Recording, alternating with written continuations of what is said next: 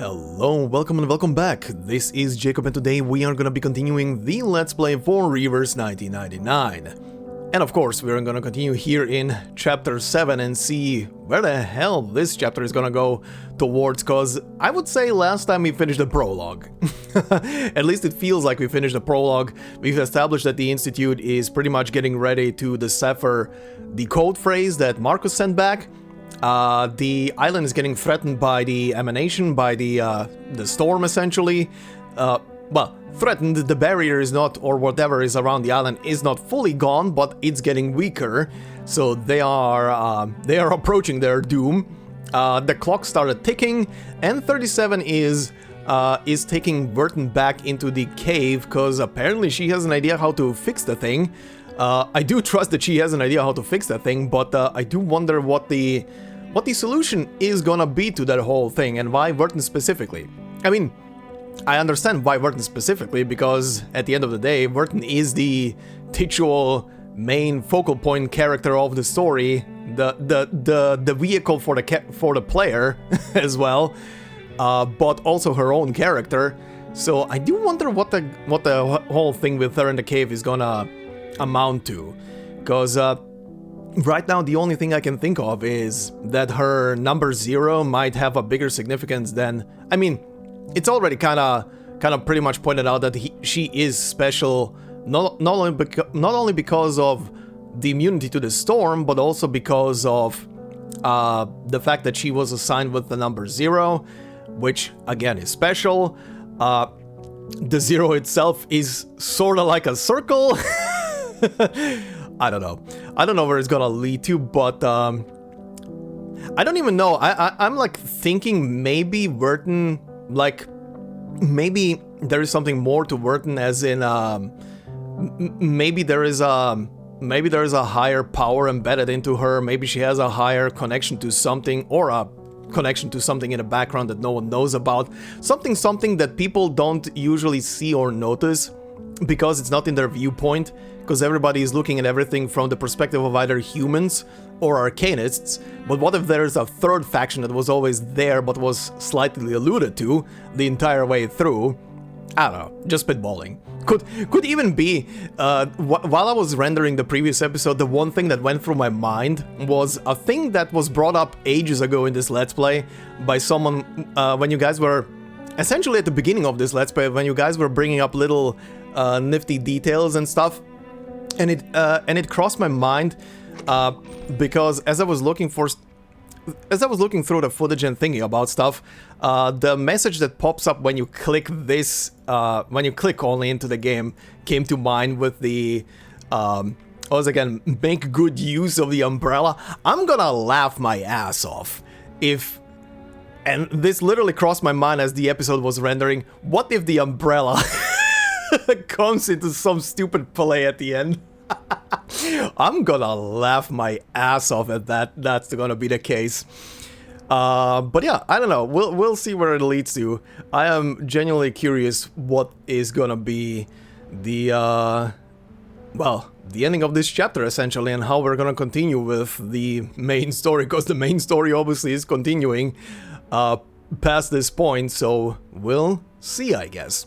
But I'm definitely interested to see how this is gonna go. But anyway, as always, on the previous episode, IFDY1361 said, "You might not notice it, but at the beginning you can see Believer 2 and Believer 4 participating on the debate that's happening in the Hall of Truth. That's because 888 first appearance was in Chapter 6 as Believer number 3 without a model." You are correct. I went back through the footage, or rather I just opened it, was a literal single cutscene in the previous chapter, and rewatched the cutscene, and yeah, there were Believer 2, 3, and 4, and yeah, Believer 3 was 888 without a model yet dedicated to herself, so good point there. Thank you for pointing that out. I didn't even occur to me that it was her the last time. One thing I did notice that I want to point out now, because of it, is that Believer number 4 is switched out. Believer number 4 in Chapter 6, when they appeared, was a female character, which also didn't have a model and was just a grayed out portrait like Believer 3, but now in this chapter has been switched out with a dude. So that's a thing that I've noticed. But yeah, I have DY, thank you for pointing that out. That is a very neat little detail, because didn't even occur to me that she was already part of the story, but not yet represented with a model. So thank you very much for pointing that out.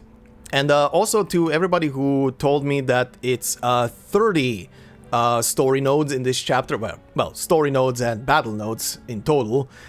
So that's very good to know, because this will give me a good idea of pacing for the episodes, essentially.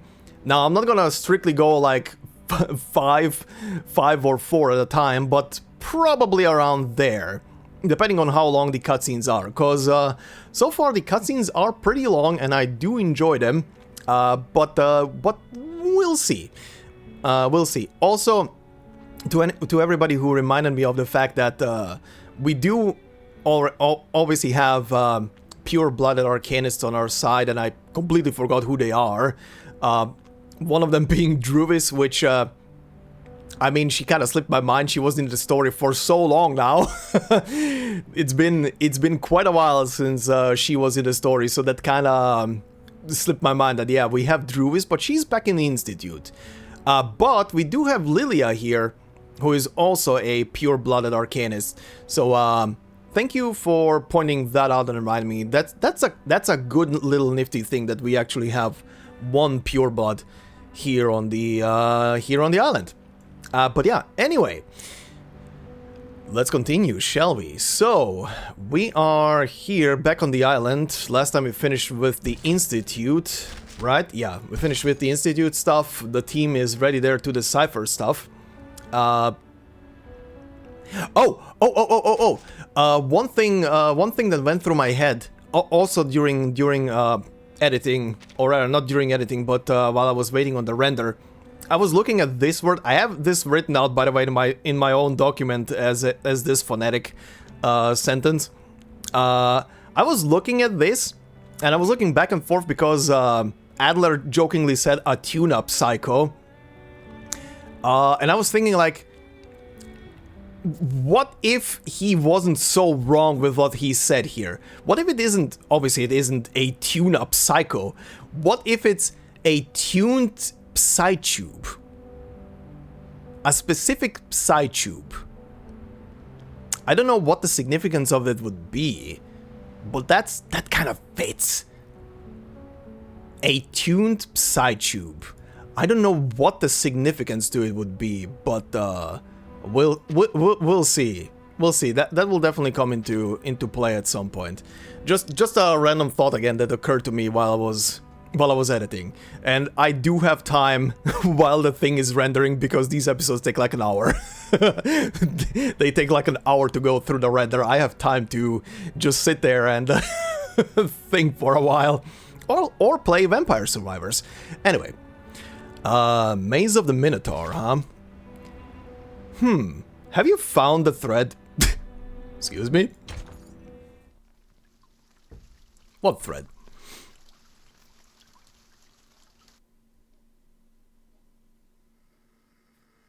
Any news from Zeno? They are moving as planned. The deployment will be complete within 2 hours. Okay, Zeno's on the move. What about Arcana? Same old, standing still on the rock as if she's a part of it.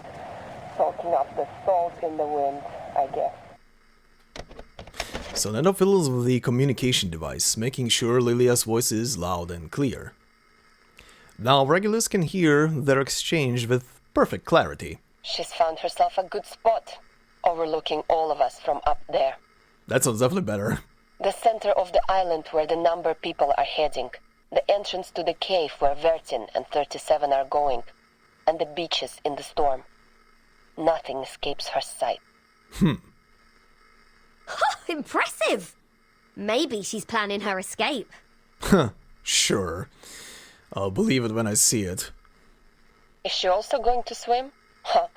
It seems like we're in for a swimming competition. Sure. Speaking of which, it would be nice if those tortoise slowpokes could swim a little faster. She hangs up and resumes surveillance of her target. The next 2 hours are critical. I like that she's surveying Arcana, but I'm gonna say that Arcana is probably surveying Lilia back. I am not under any disillusion that Arcana is not aware that she's being watched by someone from the sky. The Islanders are busy with the cleansing ceremony, while the outsiders are preparing for their departure. Look, Sonetto, I understand your plan now.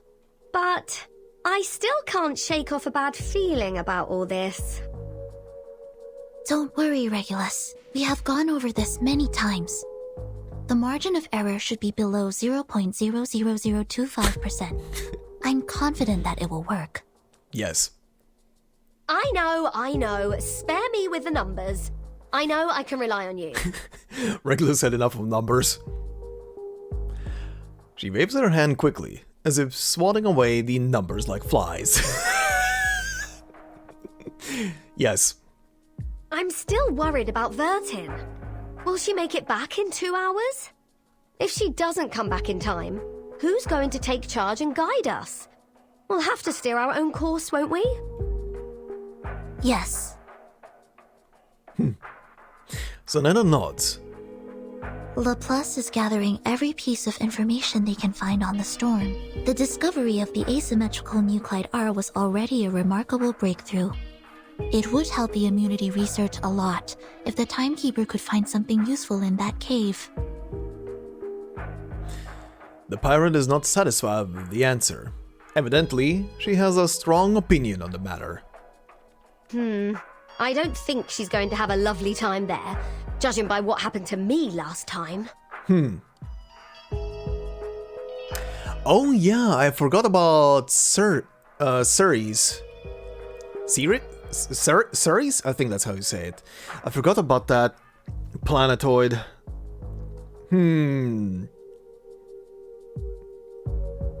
That still hasn't come back into play. I mean, that thing is a circle, technically, looking from, just the 2D field. It is a round shape. Okay. Having spent the longest time there, she's undoubtedly the most qualified to comment on the subject. Is it just me, or do you also find this a bit fishy? The dangers aside, using an answer as a reward? What? Is this deity some sort of answering machine? Yes, it's gonna spit out the answer to everything is 42. In fact, Apeiron is a philosophical concept introduced by the ancient Greek philosopher Anaximander, which means the origin of everything. It is the physical manifestation of the boundless, the indeterminate, and the infinite. Everything arises from it and returns to it. But it appears to serve a more practical purpose for the believers on this island. The collection Miss of Marta knowledge. told me about this. There are limits to the knowledge one can acquire, even when using numbers, which are considered closest to the essence. But Apeiron is a boundless, limitless existence. If we wish to seek knowledge beyond our own limitations, we must turn to it for help. She faithfully recites what she learned from the teachings of Apeiron. Apple adjusts his bow tie, grateful for her contribution. To the best of this apple's recollection, the more ancient, abstract, and intangible an entity is, the more likely it possesses arcane powers beyond our fathom. By communing with the supreme existences through sympathetic magic, worshippers could gain the guidance of their transcendental gnosis. They would, of course, exact a price from the worshippers as well. Price? Uh-oh. She's getting worried now. Just hearing the word makes her heart sink. Could you be more specific on that, Mr. Apple? What's the price? Lives or something else? Uh-oh. Uh-oh. Sonetto is getting worried. Vertin, jump over here. Oh god, back in a cave. Oh, we are indeed back here. Underground Labyrinth, the island. Very good. Now you are on number 1. And you should jump to 7. This is a 4x4 magic square. You just need to make sure every 4 steps you take adds up to 34. Okay. Oh my god, I don't even want to think about it. A game where you... A platformer game where you have to advance by doing math. Oh god, that would kill me. Platformer games already kill me. Anyway. Howling wind fills the air. The unstable footing is the only solid thing they can rely on. The path into the cave is completely different than before. The transparent stairs are gone, as are the swirling golden lines in the air. Now only cold rock walls surround them, and numbered bricks lie beneath their feet. It's a game of hopscotch, unlike any other. I don't understand, 37. This place was different the last time we were here. It has changed because the test has begun. The path to new knowledge is always harder than verifying a known result. Ah. Don't worry. This is like a labyrinth with a minotaur. There's always a way to the center. But weren't those labyrinth walkers offerings to the Minotaur? Unfortunately, she doesn't seem to care or be concerned at all. Now we're going to solve the magic square. Vertin, the next number is 10. Whoosh! The world turns around them, a space is revealed. As the magic square is solved, the maze shifts once more. Oh no! It turned into a magic circle! We have to calculate again! This one's easy. The sum of the numbers on each circle should be equal to the sum of the numbers on its diameter plus the number in the middle. Uh-huh. We're just going from a square to a circle. It's not that difficult. Girl, I will understand Latin before I understand math properly. You are now on 32. We need to find 17 or 21. Completely absorbed in solving the puzzle, she doesn't notice what's coming up behind her. A geometric figure with the number 21 hurtles toward her. For a moment she thought she heard it chuckle. Careful, 37. The numbers are coming to life.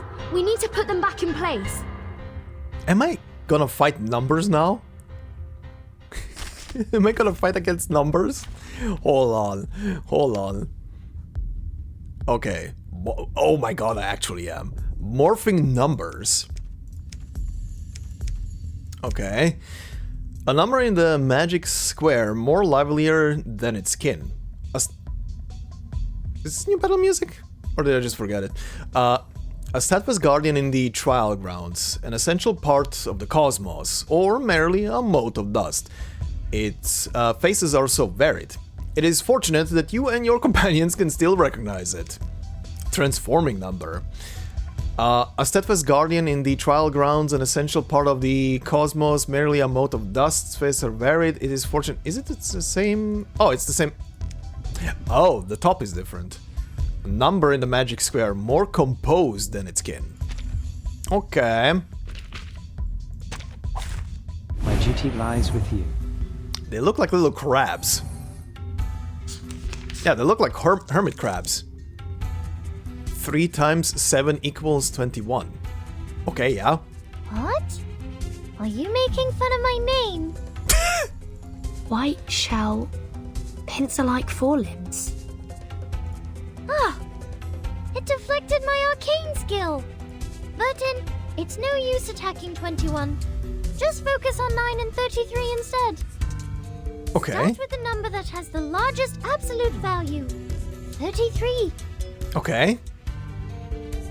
Interesting. At the start of the round, Moxie plus 5. Uh-huh. After being attacked, recover missing HP times 30%. Okay, undispellable. All damage taken is set to 1. Huh, okay. Sure. The moment of silence. Sin shall be punished. Okay. Oh, 9 is gone? Ah, okay. That's interesting. And now this one is 33. Okay. So the 33 wanders from one to the next to the next to the next. Okay. Interesting mechanic.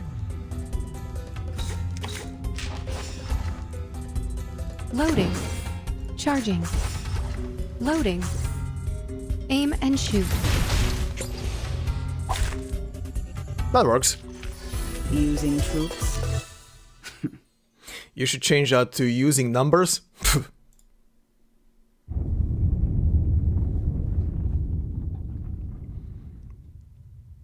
Alright. Ooh. There's a door.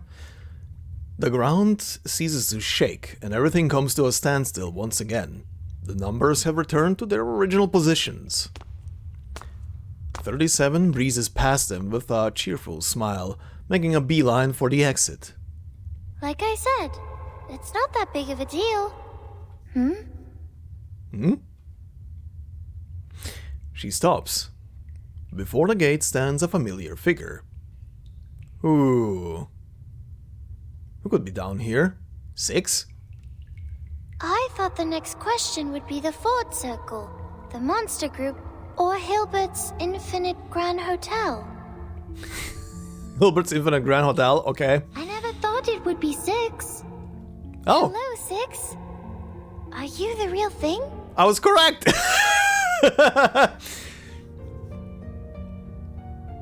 No response. Is it him? Yes, I'm the real 6. Okay. What are you doing here? I wouldn't be so sure. When it comes to the essence, we are all shadows cast on a wall by a flickering fire. How do you know you're the real 6? Quick, invite him to play some minigames. Maybe he's gonna try to run away again and walk around the island. He smiled? That was too much to take in. Even 37 can't help but step back. Did you just smile? It's the smile that gives him away. I love it. He's so stoic that if he smiles ever, he's gonna be immediately suspicious. Now I very much doubt that you're real. I didn't. And I am the true 6. Oh, don't lie. Don't make me replay that sound. Don't make me replay that sound. You liar. This gate has always been guarded by a 6. Ah. The leader reverts back to a blank expression. 37 doesn't seem too thrilled to see her friend here. I have a bad feeling about this. I think the question we're about to answer will be very simple. Uh-huh. It's just a formality, isn't it? You'll ask a question and let us through. I've seen you do that on other tests before. Formality is also important.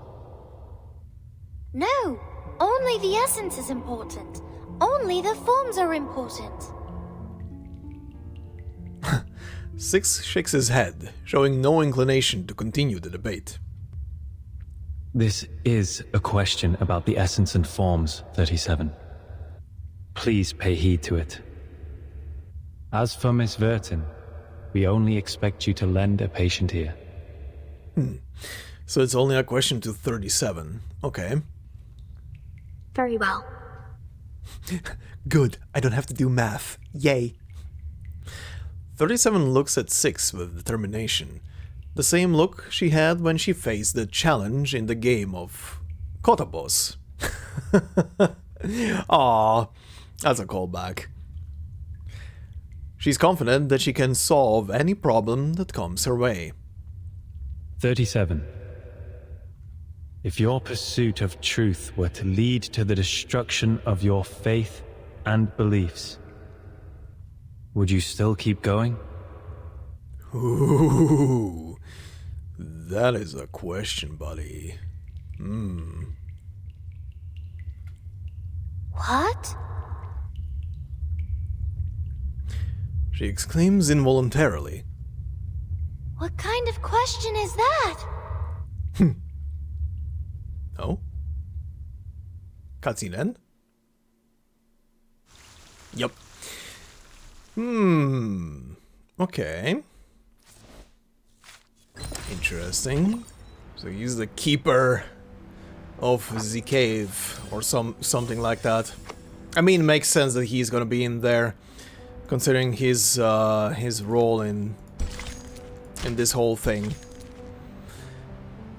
And the fact that he keeps inheriting, or rather his bloodline keeps inheriting, or rather the number 6 keeps inheriting, or both at once, the whole system of knowledge. Also, oracles at Delphi. Ooh. People don't disbelieve maxims. They just think they're the exception. Oracles at Delphi. If my pursuit of truth will be the destruction of my beliefs... Oh, this music again. She shakes her head repeatedly, looking more perplexed than when she checked the Manus followers' math homework. I came for the truth, and my faith is the truth. Why would the truth be destroyed by the truth? If it's because I did the calculation wrong, I'll go back and do it again. And next time, I will do better. No, that's not the cause why a truth destroys a truth. Sometimes some truths just can't be said out loud, sadly. Otherwise they do some irreparable damage around themselves. An answer without hesitation, causing the Gatekeeper to pause for an extra moment of silence. What if the essence of truth is there is no truth? Isn't that also a form of the truth? Its non-existence is an answer in itself, is it not? You both are correct. You're speaking like 210. Are you really 6? I like how she's so suspicious of him because he's acting a bit out of character. And again, I appreciate very much that I got to play through his story quest, because yeah, that is definitely a bit out of character for him right now. 37 has clearly run out of patience with the sophistry. She stares at 6 in annoyance, trying to detect any sign of his face that he might be playing a joke on her. I should be more specific. You may see it as another allegory. A gate stands before you. Open it, and you will find the truth you seek. But at the same time, the world as you know it will crumble. Will you still open it? Yep, once you see it, you can't unsee it anymore. That kind of deal. 37 blinks. This time her answer is even more clear and resolute. Yes. The brave little bean. Also, that just reminds me, I saw one of you bring up that it's funny that I called her a little bean last time, despite the fact that she hates beans. Like I said, if I like someone and I find a nickname that is adorable for them, Little Bean is generic. But if I find a nickname that is adorable for you, I will use it, even if it pisses you off. I don't give a shit. If my will changes because the truth is revealed, doesn't that mean my previous understanding was wrong and should be corrected? If my world changes because the truth is revealed, doesn't that mean my previous understanding was wrong and should be corrected? I mean, yeah. But still, it's not the fact that it can be easily corrected and you can view the world again then from the new standpoint. It's just your perception is gonna be shaken to a certain core that I don't think you understand yet. If what's behind the gate is really the truth, why would I give up the truth for falsehood? They're gonna open the door, walk through, and it's gonna be Morpheus with 2 pills. Which one do you select? Uh-huh. I see. You've passed. As a reward, I will bestow upon you this sacred ritual. Okay. A scroll? It will bridge the gap between you and the supreme existence during communion. A gilded scroll is presented to her. But the winner only furrows her brows even harder.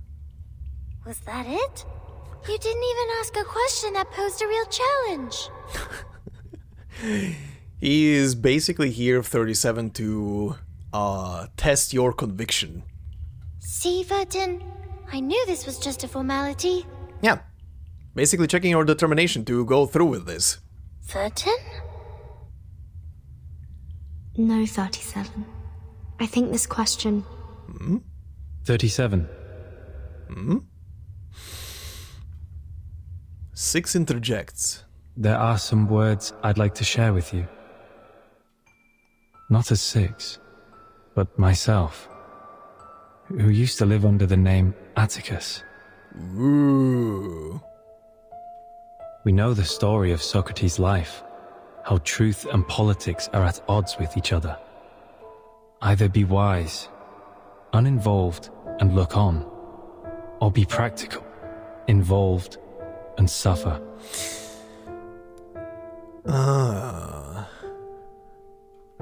I hope you will remember your answer when the defining moment comes for you.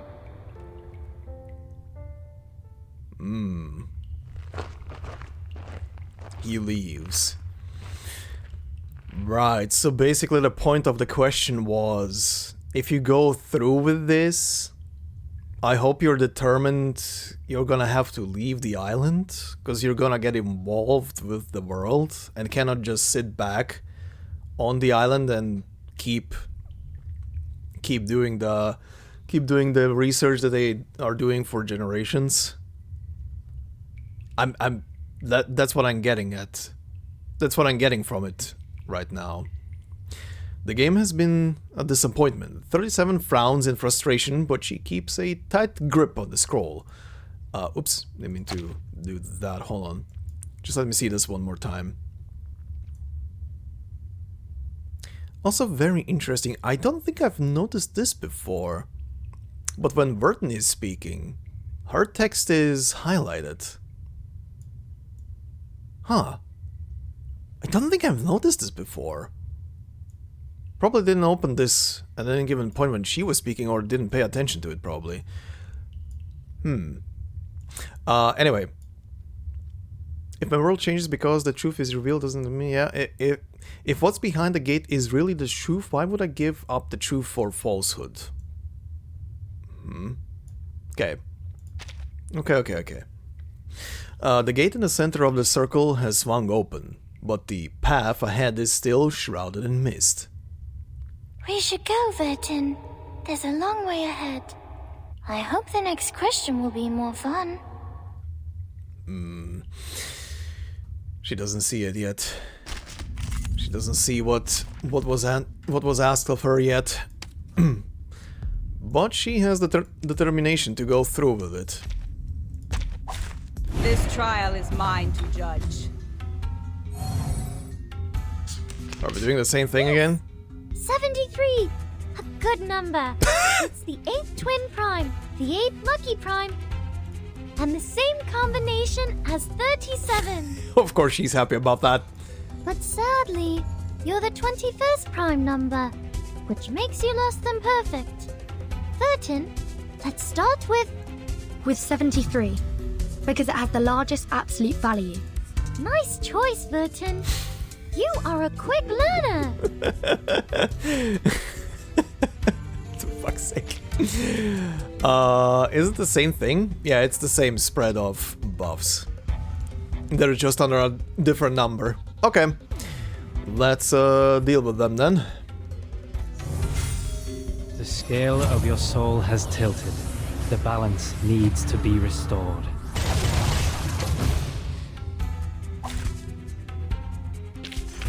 This is not bad for a stretch. You. Every victory, you need to chill. You're not doing shit right now. Nothing I haven't expected so far. Just like what Mom told me. They're just games, like skipping rocks, katabos, and hopscotch. I've always been good at games. Look, there's the gate, Vertin. We're almost at the end. 37 claps her hands with satisfaction, having solved yet another obstacle. But her companion is much more pensive. Uh-huh. What's the matter, Vertin? You've been quiet since we met 6. She understood what he was asking, but you didn't. But you're number 0, not 6. You have no common factor with him. No. I'm only thinking, what's the question you're going to ask? We've only got one chance. The most important question of all, of course. That is? About the essence of the emanation, right? It was not a hard guess. The islanders devote their lives to the study and service of the essence. Nothing is more important than this question. The essence reveals the ultimate truth that underlies all existence. Everything else is just fragments of the phenomenal world. It might not directly solve the issue of the storm immunity, but knowing its nature will certainly help with the aspect. And it's the key to solving not just one problem, but many others. Well, the essence of it is important. But one day, we will eventually come to understand it. Even if we leave it alone for now, it will still be there. Yes? I think so. She seems to have something else in mind. I can't stop thinking about Regulus. Despite being so close to the answer, she turned back in the cave, determined to earn the answer rather than receive it on a silver platter. Yeah, I still like that approach more than just, being handed the answer to you. It's a much more rewarding process, and you understand way better how things are working if you work it out yourself than being just told by someone else the answer. It's like covering your ears in front of the oracles at Delphi. How typical of an irrational number. It's like me covering my ears and eyes and everything else from all the goddamn Enfield spoilers. Sorry. But she was also right, wasn't she? None of the precepts forbids one from doing so. People like her may fall behind or get distracted along the way, learning at a slower pace. But in the end, we will all converge. It doesn't matter if some arrive sooner than others. Yeah? So, are you going to ask something else? This time she nods. Yes, I have come up with a better question. Oh, okay. A question that will solve all our problems once and for all, and free everyone from the emanation. Okay, I am all ears. It's not as profound as my first question, but it's an equally good one. I see. I will stop here then. Okay, we're not gonna hear it now. Huh? She turns around, eyes wide with surprise. Oh, is Vertin going back? Vertin, are you turning back like Regulus? But you're a 0. You're not an irrational. No, I won't go far. I will wait for you here. This is your gate to open. It is your question, your answer. I will stay here and watch over you. If you encounter any danger in there, I will come to your aid at once. But don't you also have a question to ask Aperon? Aren't your doubts unresolved? No, I don't need to ask anymore. The question you're going to ask, the one that will free us all from the emanation, is exactly the question I want to ask, 37. Aww. 37 tilts her head curiously, but her confusion soon fades. She quickly understands, as she does with most things in life. I see. So you're choosing to be the one who looks on, like the third kind of men in the Olympic Games. A choice of insight, most appropriate for the number 0. Without further hesitation, she turns and steps into the final gate. In that case, I will see you later then, Vertin. See you soon, 37. Put the suitcase down and breathe. Be ready for anything. Will this really be the collapse of her world as she knew it? Like Six said. If that happens... Uh-huh. What do you plan to do then? I'll be here to hold the umbrella for her. Huh. Symbolic.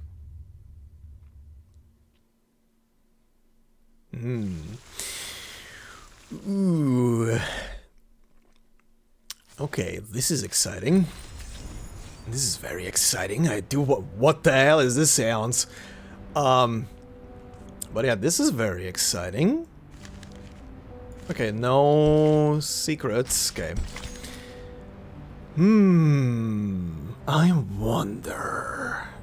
I wonder what she's gonna find out. Huh. Okay, let's see. This is a cutscene only, huh? Outside the limits. Unspeakable, indescribable, untouchable, unsurpassable. Who am I looking at here? 210 and a bunch of followers? Okay. What's happening here?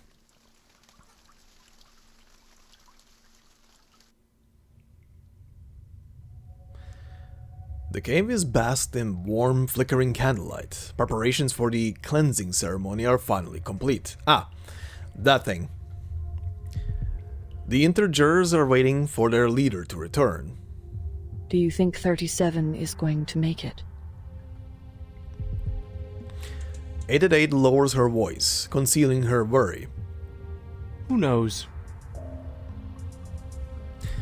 Leaning against the cavern wall, 210 absent-mindedly adjusts the grapevine on his hair out of boredom. 6 should be the easiest one to pass. The math puzzles in the Labyrinth shouldn't be a problem for our little star either. The only tricky question is from a Peyron, and no one knows what it will be. It is a fair game. Answer a Peyron's question and it will answer yours. But if you give the wrong answer, oops. He said it so casually. Oops. He pinches a grape between his fingers and crushes it, its juice splattering onto his hand. It'll hardly be a graceful end. You are gross. That's an understatement. 888 shakes her head, not even bothering to hide her disgust. We know little about the test. The last person to pass the test was 300 years ago. The price of failure was high. For the longest time, the Sixers forbade people from risking their lives for it. Well, 6 lied. Someone passed the test 4 years ago. An unexpected piece of information. Even 210 straightens up in attention. The Banshee gazes into the distance, watching the shadows cast by candles that dance on walls. Okay, so she is a Banshee? The two of them are so much alike. Their talents, their mindsets, even their first thoughts when facing an impossible challenge. So who was it, her mother? It is an irresistible temptation indeed, with a path to all truths right in front of you, just within reach. Who wouldn't want to give it a try? Okay, are we gonna get a flashback now? Ooh. Or deep in the labyrinth, the island. Nope. Oh, it's the music. Amid the swirling lights and shadows, the trial is reaching its conclusion. She has reached the heart of the maze, the lair of Minotaur, where the final challenge awaits. Through the mist, a form gradually takes shape. First it appears to be a scholar, then a soldier, but it continues to transform into a king, a farmer, a child, an elder. Finally it stops and solidifies into a young woman with a sharp and chilling smile. Her mom. Mama? How are you here? It's not her. A soft chuckle slips out from the shadow. No, I'm not who you think I am, child. And that is why I gave her a very detailed model, cause she plays a bigger role in this. I'm but a shadow, a flicker of fire, a projection before you. The finite cannot comprehend the infinite. Your limited senses cannot imagine what you've never seen, nor fathom what you've never heard. Ah, I like the sentence. This sentence is basically the good old theory of how our human brains are essentially evolved to comprehend the three-dimensional world around us. But if there would be something of a higher dimension that we haven't biologically evolved to comprehend and to realize that it's out there, we would still comprehend it only as three-dimensional. So whatever she is looking at right now, it is only appearing to her, at least that's what I'm getting from this, it is only appearing to her as the most familiar form. I am the answer to your desperate prayers. I am the blindfold before you see daylight. I'm the reflection of your confused, hollow faces in the water. Yeah, literally. It's also literally like if you listen to static noise, like to white noise essentially, after a while of listening to it, you will start hearing like voices or other sounds because your brain is starting to try and decipher what it's hearing. It's trying to find order in chaos. I am the lingering echo of the last visitor. But you look just like Mama. Eagerly, 37 steps forward. This is the last obstacle of the test. The gate of truth is just ahead, right? And here you are, standing in front of me. Does that mean that you finally reached the transcendental realm? So my conjecture was right, and our model did not fail, correct? Not her. The transcendental realm? Holy hell, those eyes. She has the crazy eyes now. The woman's laugh is strange and unsettling. You speak adorable nonsense, my dear daughter. Did you really believe what I said? Oh my god. You silly little goose. Uh-oh. 37 stops in her tracks and lifts her hand in disbelief. She locks eyes with those aquamarine orbs that are unmistakably her mother's eyes. Have you not doubted, even for a moment? You did. You wavered when you strolled the shores at night, when you inevitably gazed at the geometric bodies. If they really are manifestations of the transcendental world, why can't I find Mama's number in the broken pieces? You thought. Huh. Why can't I hear her voice? Why can't I see their patterns? The darkness blinds me. I miss you, Mama. Jesus Christ. Oh, my poor, sweet daughter. You are too young and naive, too attached to what is familiar and too trusting of your teachings. You should have continued doubting instead of following my outdated footsteps. Was the conjecture wrong? Was the model correct? It does not matter, child. The rules of the game have changed. The Chaos Makers, the Fearmongers, and the Rule Shapers, they have already outpaced us. We were not wrong. We simply fell behind. We were blinded by the dream of the transcendental realm and could not see through reality. But worry not, my daughter. You have made it here, and that is all that matters. Uh-huh. We will do the calculations together. This time, the results will be more accurate than ever. Okay. Mama. With a gentle smile, the woman tucks her hair behind her ears and reaches out a hand to the girl. This world is an enormous wasteland, 37. Look at the creations in it. The congested, silent herds that scurry to and fro in their meaningless lives. Never have they looked at the stars above, nor bent to smell the flowers. The melodies of the patterns above go unheard by them, their souls unresonant to their wisdom. They are the prisoners of their bodies, complacent in their dulled senses, and conceited over their success of ruling the planet through violence and bloodshed. Uh-huh. They mocked us, shunned us, and slaughtered us. They discriminated against us throughout the ages, branded us as lunatics, and spat on what we held dear. But we never gave up once. We were never truly defeated. One day, they will be proven wrong, and they will be forced to admit it. He's making the same crazy eyes as Arcana. My daughter, my precious little pearl. Come to me, back in your mother's arms. Let us return to a time before disputes and disasters, when it was just you and me wandering the boundless beach. Uh-huh.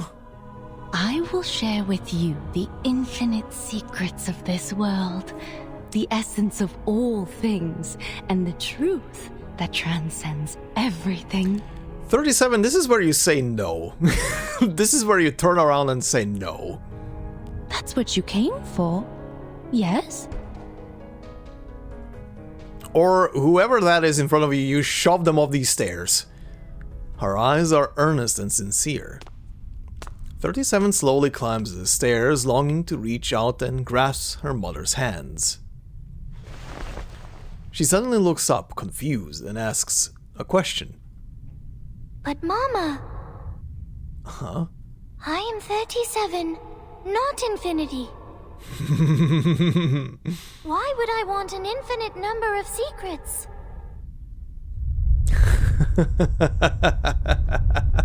Don't play in the number game with this one.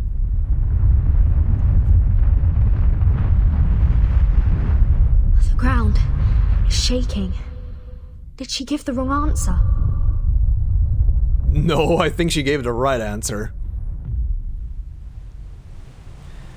The cavern's illusory landscape shifts again. A fierce wind abruptly rises around her. Amidst the howling gale, 37 looks defiantly up into the air, her eyes peering past her mother's silhouette.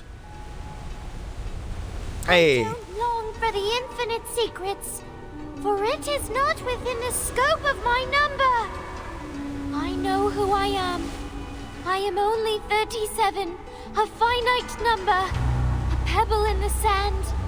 The tides could wash over me, engulf me, and crush me at any moment. Even so, I am glad to be 37, for I know my limits. I know my boundaries. A concept whose supreme existences cannot even fathom. Very well said. Her mother's shadow shatters, the shards shimmering and pulsing in the air as if they were alive. The wind picks up, whipping her hair around and forcing her to narrow her eyes against the current. But she stands her ground, refusing to yield.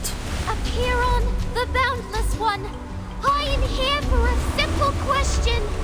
How can we escape the darkness of the phenomenal world and be free from the emanation forever? Oh, she said it. Ooh, her voice disappears into the wind, like a pebble sinking into a pond. But then the ripples echo back.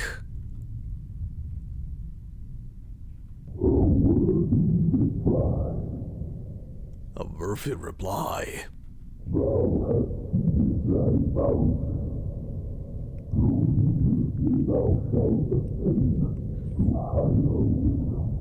Thou hast heeded thy boundaries. Through humility shalt thou ascend to higher wisdom.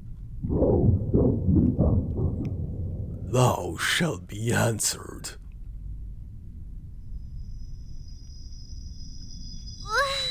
Oh boy. Incomprehensible sounds assault her ears like ancient echoes rising from the depths of the ocean.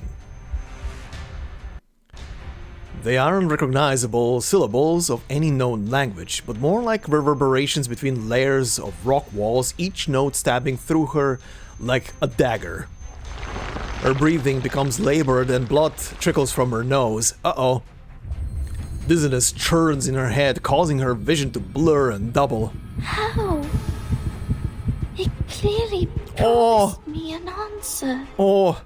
Yeah, you're getting a lot of knowledge at once. Your brain cannot handle that. Is it because the answer to my question, the transcendental truth, Oh, she just woke up from a coma.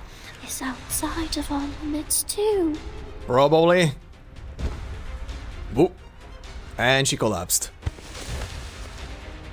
Make way! Move! Oh shit.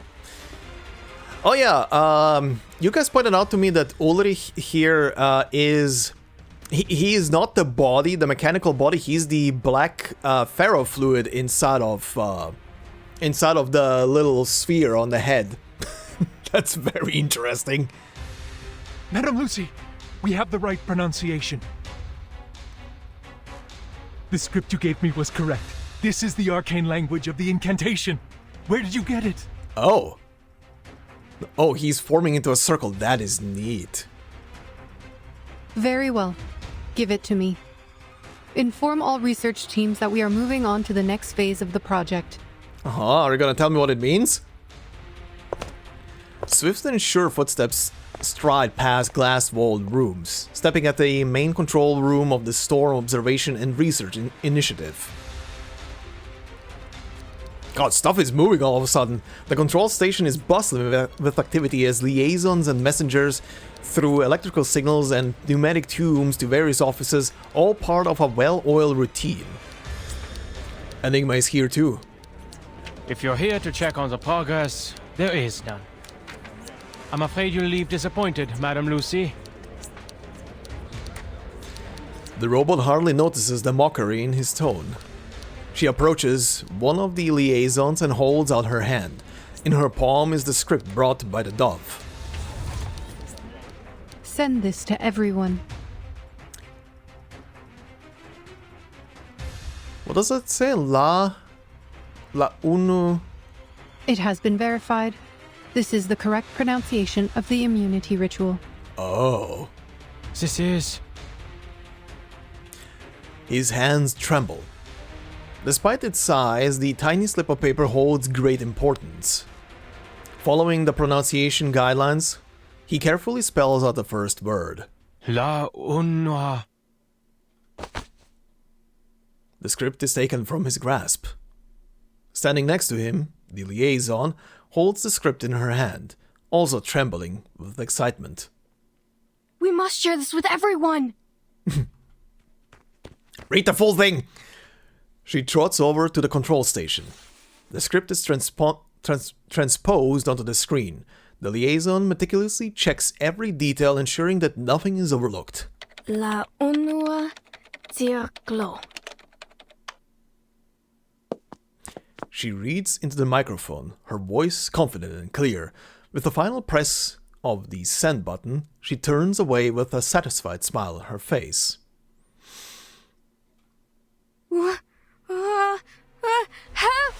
Whoa! I'm not feeling good, Mr. Stark? Without warning, her torso cracks apart and her entire form crumbles, shattering to the ground in pieces. What was that? What the hell was that? That's not good. All hell breaks loose. Chairs scrape loudly against the floor, coffee cups clatter to the ground, and people scramble about in a frenzy. The director of Laplace remains still, her eyes fixed on the rapidly flashing lights on the screen. Stop the transmission! The ritual is wrong! Or the ritual was a trap. She pauses. In the face of chaos and turmoil, it falls on someone to step up and take action. No. The incantation is indeed correct. Okay, never mind. It is correct. But what? If you're not a pureblood, it deletes you? If you don't have what it takes, it just permanently deletes the shit out of you? Well, that is a development. Return to the earth. Okay. Return to the earth. Once representing abundance and life, it now holds the opposite meaning. Uh-huh. Let's see.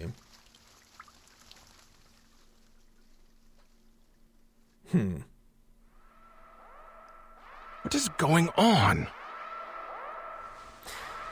In other glass-walled rooms, researchers look up from their work in confusion. The airlock doors have been sealed tight, and their electronic equipment is flashing erratically. Warning. Warning. At the same time, all of their screens light up simultaneously, indicating the arrival of a new message. Hey Dawkins, forget the outside, come look at this! Some guys cracked it! They found the correct pronunciation! Okay, now I have a better question. Because the person who said it out loud immediately got deleted. But, if you just hear it, does anything happen to you? For real? They better be serious if this is some kind of prank. Despite the blaring alarms, the staff gathers around their screens, eagerly reading aloud the incantation that was just sent. Uh-oh! La una circlo? You guys are gone. You guys are gone. Laplace hallway. Damn it! Damn it! Scheiße! He runs down the corridor at full speed, gasping for air. Just as the airlock doors begin to close, he flings himself through. The closest room with glass walls is filled with thick white smoke. He sprints to the door and frantically pounds on it. Ulrich! Dawkins! Victor! Ricard! Are you in there? Listen, if you receive the pronunciation of the incantation, do not recite it, do not write it down, do not pass it on. I know we've had our differences, but you have to trust me. I'm trying to save you. A chilling silence looms on the opposite side of the door. The only noise that can be heard is Lucy's emotionless voice coming through these speakers. Warning. Warning. All personnel stay away from their communication terminals. Do not recite any messages on the screen. Repeat, do not recite the incantation. Do not recite the incantation. Do not recite... The door suddenly opens. The smoke pouring out nearly chokes him. Is it just... Is it just people dust? Richard? Oh my god. Well, that is way worse. A cryptographer emerges from the thick smoke. Oh my god, this music. His movements stiff and his face expressionless. As he opens his mouth to speak, a small crack forms at the corner of his lips and quickly spreads across his entire face, as if he were made of clay. Oh, you're gonna crumble. Suddenly he collapses, his skin splitting and cracking like parched earth. Richard! Enigma quickly moves to support him, preventing his colleague from breaking into pieces on the hard floor. He checks his vitals, still alive, only his skin has been affected by the mutation. Underneath the cracked exterior, he can still see human flesh and blood. Don't speak. Go to the recap center. It's like only his skin got petrified, and everything else is still fine. Oh, that is brutal. No, you go, Dawkins. Lifting a muddy finger, he manages to point toward the room. Slowly, a monumental figure emerges from the hazy entrance. It is a mud golem, with thick clumps of mud dripping off its body. The only remaining human element is Dawkins' nameplate, barely clinging to its chest. Oh, brother! Dawkins! No! The airlock door at the end of the hallway hisses open. A squad of security guards with hypno-bullets and restraint nets barge their way in. Researcher Adler, please evacuate immediately. We will take over from here. Jesus Christ. Absolute chaos. Again, I wonder... No, she did say... Oh my god. Researcher Dawkins and Mudman? Yeah, she did say that the message that the incantation is correct. Huh. But I do wonder now, why is it then... Why does it have such a strong feedback? Researcher Dawkins. A researcher turned into a mudman. Before he uttered those 3 words, he was already longing for his 7th cup of coffee of the day and a simple eye massage. Then he successfully covered both the coffee and himself with a layer of caramel. Ugh. Mudman. A sluggish mud puppet born of an incantation gone awry. Can the stagnant puddle of mud reveal some remnant of its former life? Ugh. This trial is mine to judge. Oh god.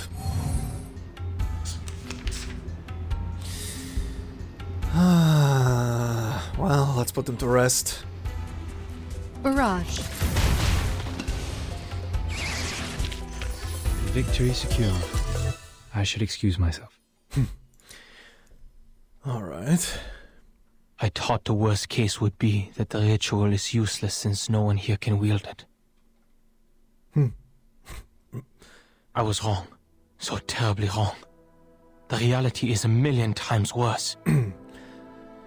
Is it a strong feedback, or is the ritual just not wieldable by normal people? Or rather, normal Arcanists? We have invited a disaster. It is a curse, even more unpredictable, unstable, and uncontrollable than the mask. It is the pure essence of the mask? The thing that the mask is derived from? He grips his hair tightly. His voice hoarses as he shouts. Dora crumbled to dust. Richard cracked like dry land, and Dawkins turned into a statue of mud. And Victor, he vanished. We've tried everything, but he's nowhere to be found. Yet he's here, typing, sending emails, getting to door for me. He's invisible? All of these catastrophic events, and only 3 words were uttered. 3. He shakes his head and laughs bitterly, not even in the mood for mockery after all that's happened. What are we dealing with, Madame Lucy? Which deity are we provoking and stealing from? No one can answer his question.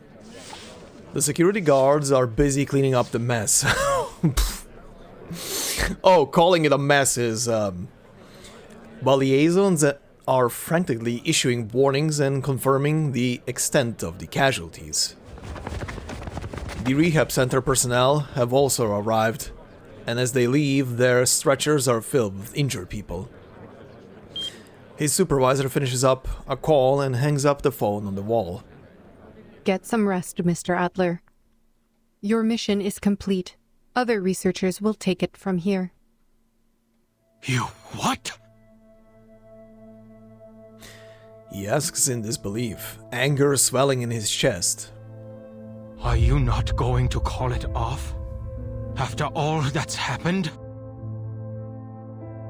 The research must go on. The robot's answer is concise and cold. The authenticity of the incantation and the fact that any Arcanist can recite it were revealed to us through this unexpected mishap. Now, a new question arises. How can we eliminate the side effects? From now on, we no longer require the help of human researchers. Her tone is calm and gentle, yet with authority. The decision has been made. Only Arcanum can lift a curse of Arcanum. Yeah... Oh, back in the cave. 37. The eerie sounds continue to reverberate in the cave. 37 kneels on the transparent stairs, blood seeping from her mouth and nose. Stay with me. I'll get you out. The suitcase. The noises wouldn't reach her in there. It could be her refuge. Oh. 37 suddenly jerks. Slowly, an ornate scroll rises from her bosom. Is this Six's scroll? Uh-huh. What's going on now? Hi? The strange noises begin to fade. In its place is an ancient melody.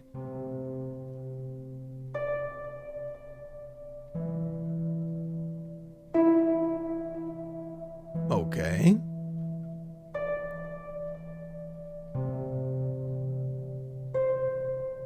I cannot advance this. Oh? +1, -1, +2, -3, 3, -3, +2, -1, +1. Uh-huh. I see. I understand now. What did you say? 37. Are you feeling better now? I think she got her answer. She nods, having regained her clarity. They're numbers, Vertin. Six's scroll reconciled the gap between the supreme existence and me. I can now hear and understand. The answer to my question, the solution to free us from the emanation, the response Apeiron promised me, is a string of numbers. Of course it is. But what do the numbers mean, Mason? Okay.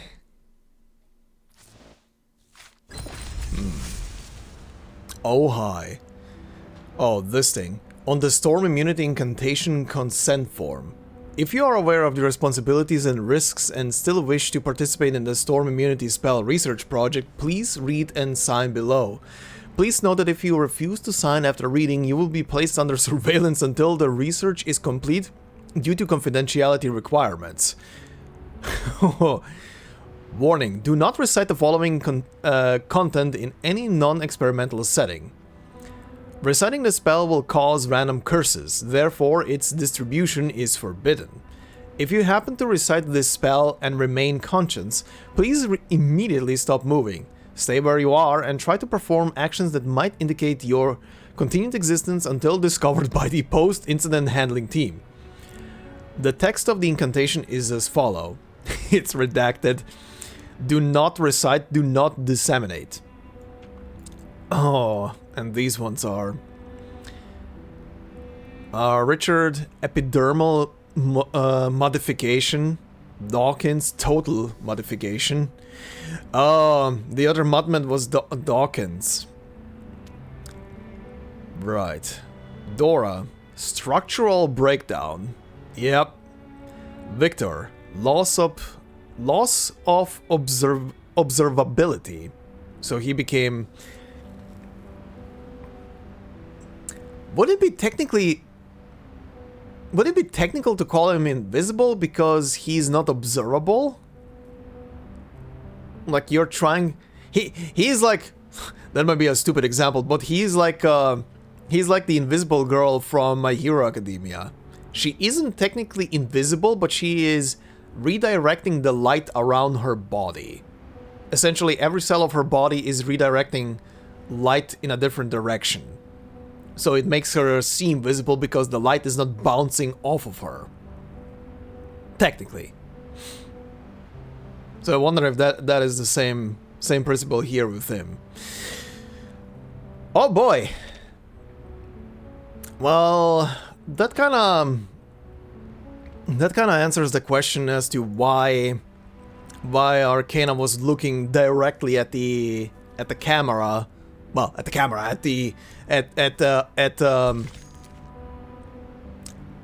I guess at Marcus or whoever.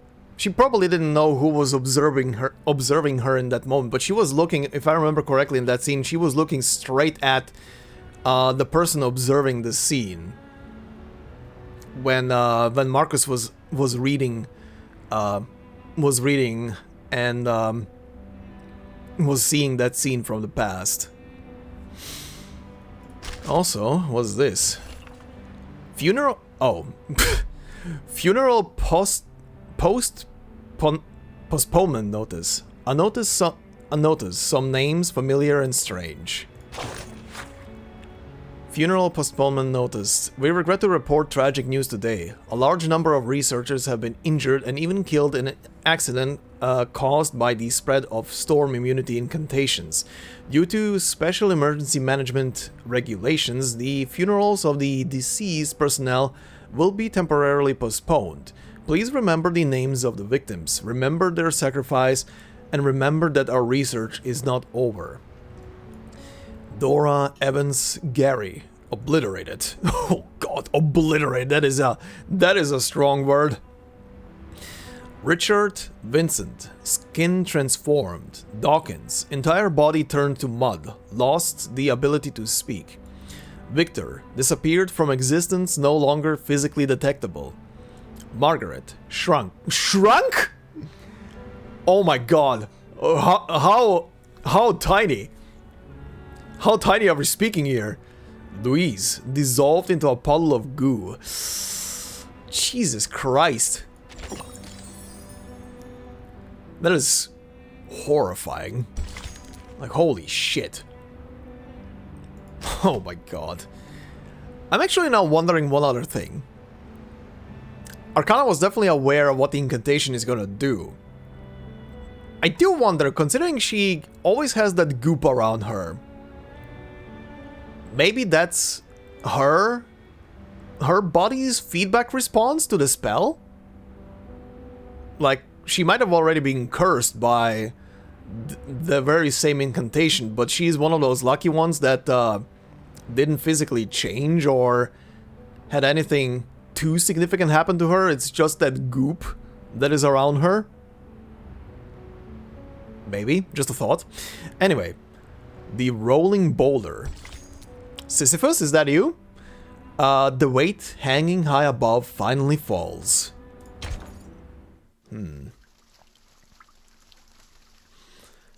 Let's see. The winds died down. The cave is quiet again. The trial is over. As usual, the Star of Hermes has found her answer. We got it. The key to the Gate of Truth. Apiron has answered me. This is the final solution. She chirps with delight as the scroll completes its task and lands back in her hand. We must leave here at once. We have to tell everyone. I am so proud of you, 37. We will save everyone. There is finally room to breathe, if only for a brief moment. Yet the feeling of unease remains. But there's one thing I don't understand. What would that be, huh? And that is? She pauses mid-step and looks back, tilting her head inquisitively. 6. His scroll saved your life. Yeah? Maybe he foresaw the dangers and protected you from it, so you can leave there almost unharmed. I mean, it would make sense if he would know what would transpire in here, considering he inherits knowledge, essentially, that is being passed down through generations. Like, literally. Literally transported into his brain. So it would make sense. But what was he trying to tell you? When he warned you about the collapse of your world as you know it?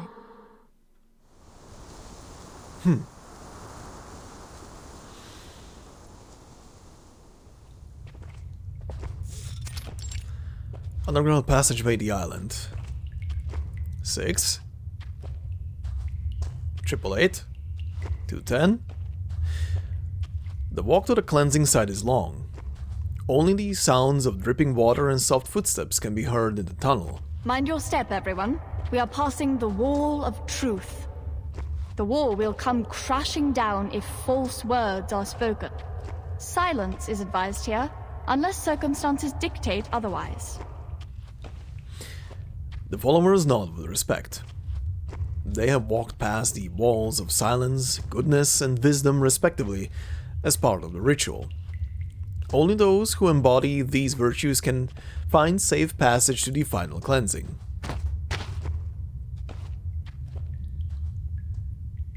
$888? The custodian suddenly steps up in front of the leader, blocking his path. Forgive me, but this seems to be the right moment. Uh-oh. Are you gonna ask him something right now? For some long-neglected questions to be answered. Uh-oh. As she speaks, a few others emerge from the crowd and surround 6. On the narrow pathway, there is no way to get around them. Perhaps, but hardly appropriate or righteous. We will talk of righteousness after you've shared what you know, 6. You've been silent for too long. 4 years have passed since you became 6, and for 4 years, you have been hiding things from us. The long-neglected questions have created a cloud of doubt between us. And now the boulder of fate is falling on us, and we are teetering on the brink of destruction. It's time to be honest and true to your people, while you still have them. We are the seekers of truth.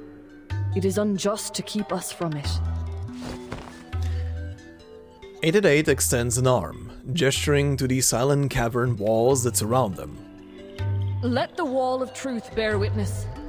I want nothing but an answer from you.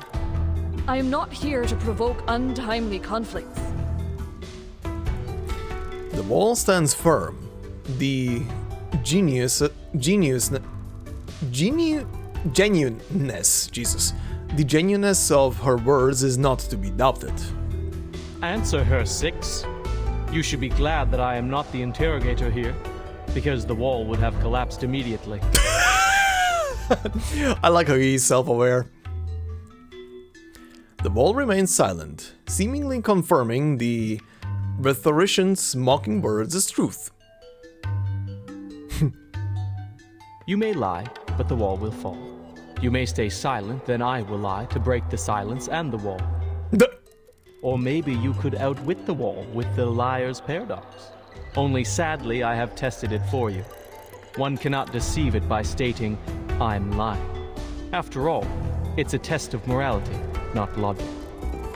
It needs your honesty, not your wit or anything else.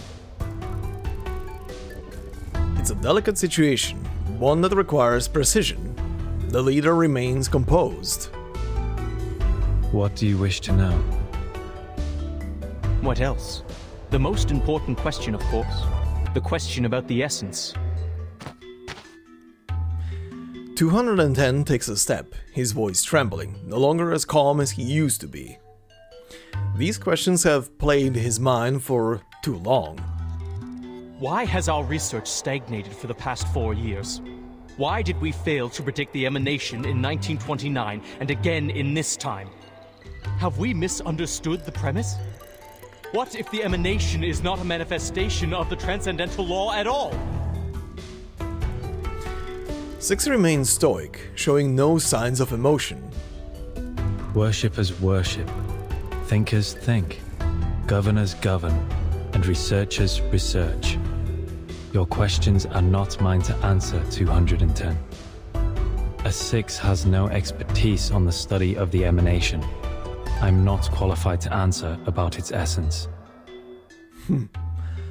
A truth is spoken, and the silent wall attests to its veracity. Your question is too abstract, 210.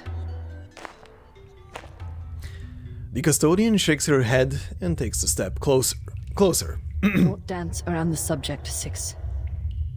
The wisdom has been passed on to you, as it has to every other 6. You have inherited not only knowledge and insight, but also the memories of your predecessors. Yep. You must know the answer, for it is part of your inheritance. Tell us this. The last leader of the study of the emanation, 77.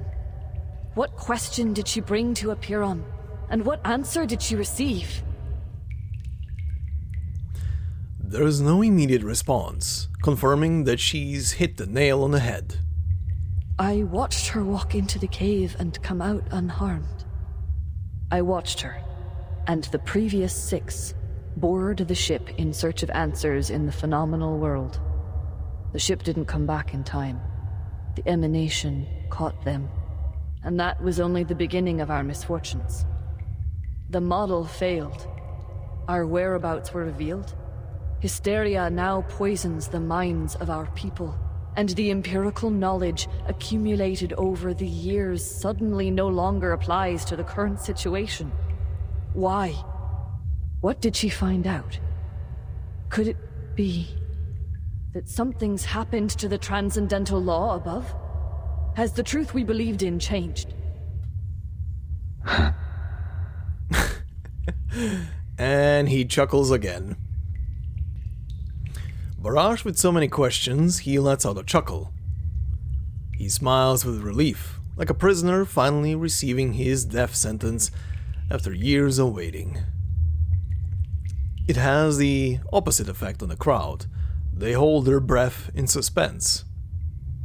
Hippasus discovered the secrets of Route 2 and toppled Pythagoras' school of thought. The controversy surrounding Newton and infinitesimals presented a challenge to the groundwork of calculus. Russell's self-referential paradox sparked the third mathematical crisis. Though said theory was eventually perfected, the lessons on self-referentiality remained. In the end, Gödel's incompleteness theorems showed that proving or disproving everything is impossible. Therefore, absolute knowledge is unattainable. His profound sentiments echo throughout the cave. The boulder of fate will tumble down its peak, whether 37 is the one pushing it or not.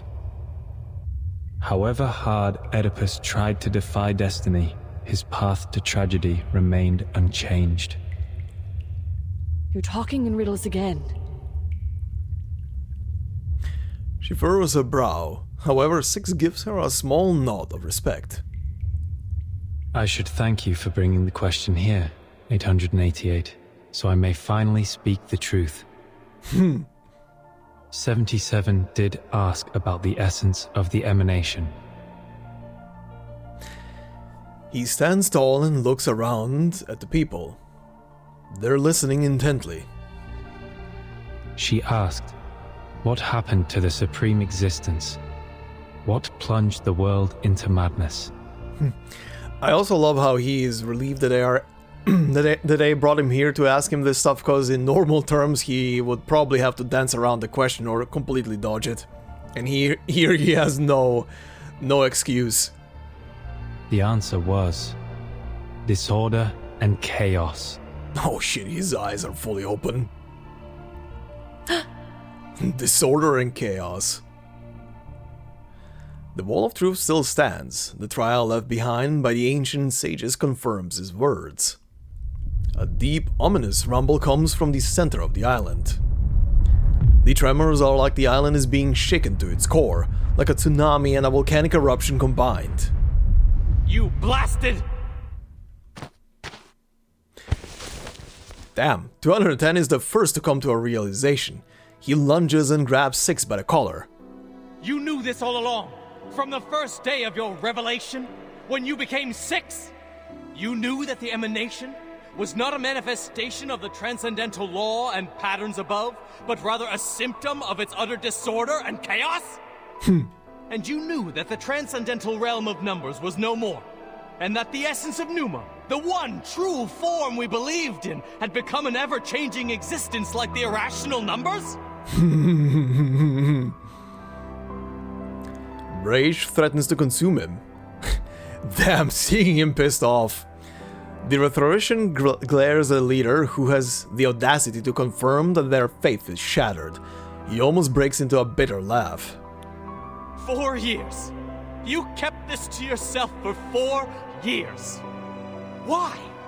Was it for a false sense of peace? To keep the island stable? Did you deceive us to prevent the realization that our research would be in vain? Maybe just to not make you fall to despair? 6 does not answer the added inquiries, for they are not within his duty.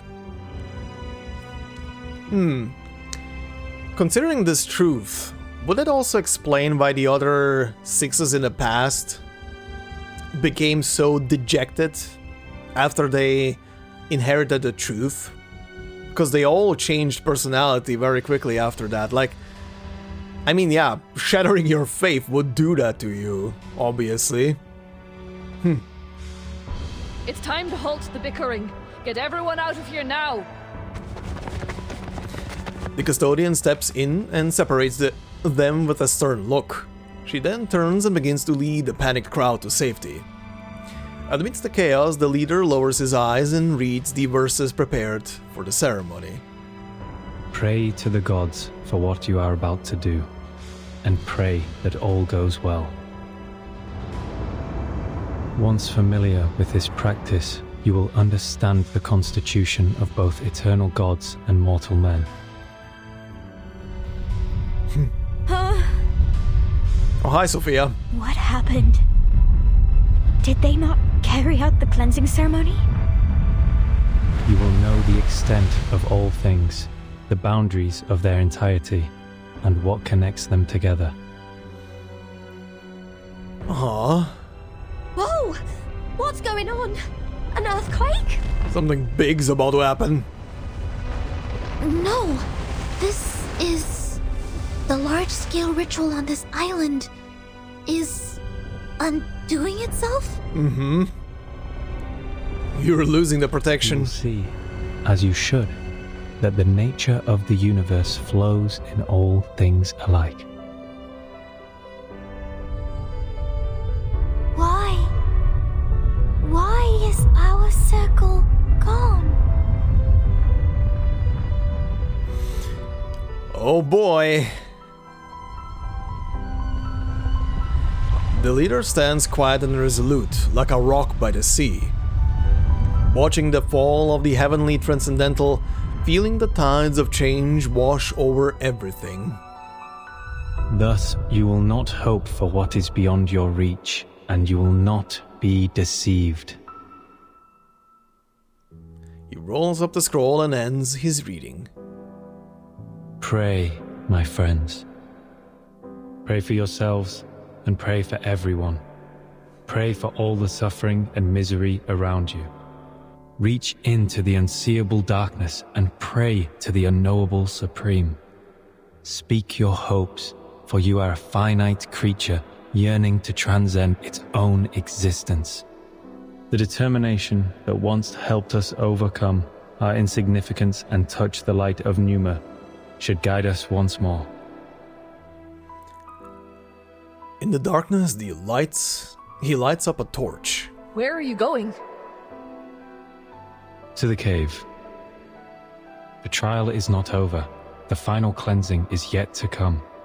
There are still duties to fulfill. He trudges forward.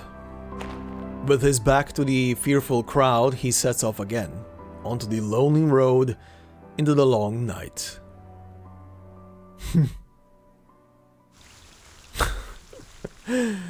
Oh, buddy. Oh, buddy pal. Q&A? Uh-huh. Also, where is this? Why is the next thing called the Party of Beans? Okay. First. Here is a well-known question you must have heard. What goes on 4 legs in the morning, 2 in the afternoon, and 3 in the evening? It's so well known that no one finds it novel anymore. Yep. But please, do me a favor and answer me yourself. Let's talk about the questionnaire instead. Huh, I'm more tempted to press this. The Sphinx, an embodiment of mercy and nobility in Egypt, was seen as a mystery to the Greeks. A dangerous being that kept secrets and delivered the punishments of the gods. When the question is answered, the ritual is finished, and the answerer is granted the right to reach the treasure it guards. Ritual? Yes, a ritual. Whether it is by pouring out wine, slaughtering a calf, or circling round a fire with a baby in your arms.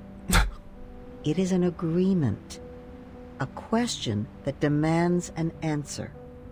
Every desire has a price, whether it is paid in wine, blood, or fire. But sometimes that sacrifice is taken from you without it ever being noticed. And the treasure you seek might be the undoing of your own desires. Let us take a look at another question. Stranger, what's your name? Cried Polyphemus. Nobody, Odysseus answered. And it allowed him to flee the Cyclops cave, safe and sound. A human being and nobody. 2 answers that could not be more alike, yet both were bound to fate by their answer. Yeah. All right, dear. Time to call it a day. As for you, you'll get the answers you seek. You've already paid the price. That is very ominous to say. You'll get the answers you seek, you've already paid a price? Are we talking about the kids? Am I reaching? Maybe. But that's the first thing that came to mind. You've already paid the price. She is... Supposedly, I'm guessing she's addressing Vertin. You've already paid the price. Okay.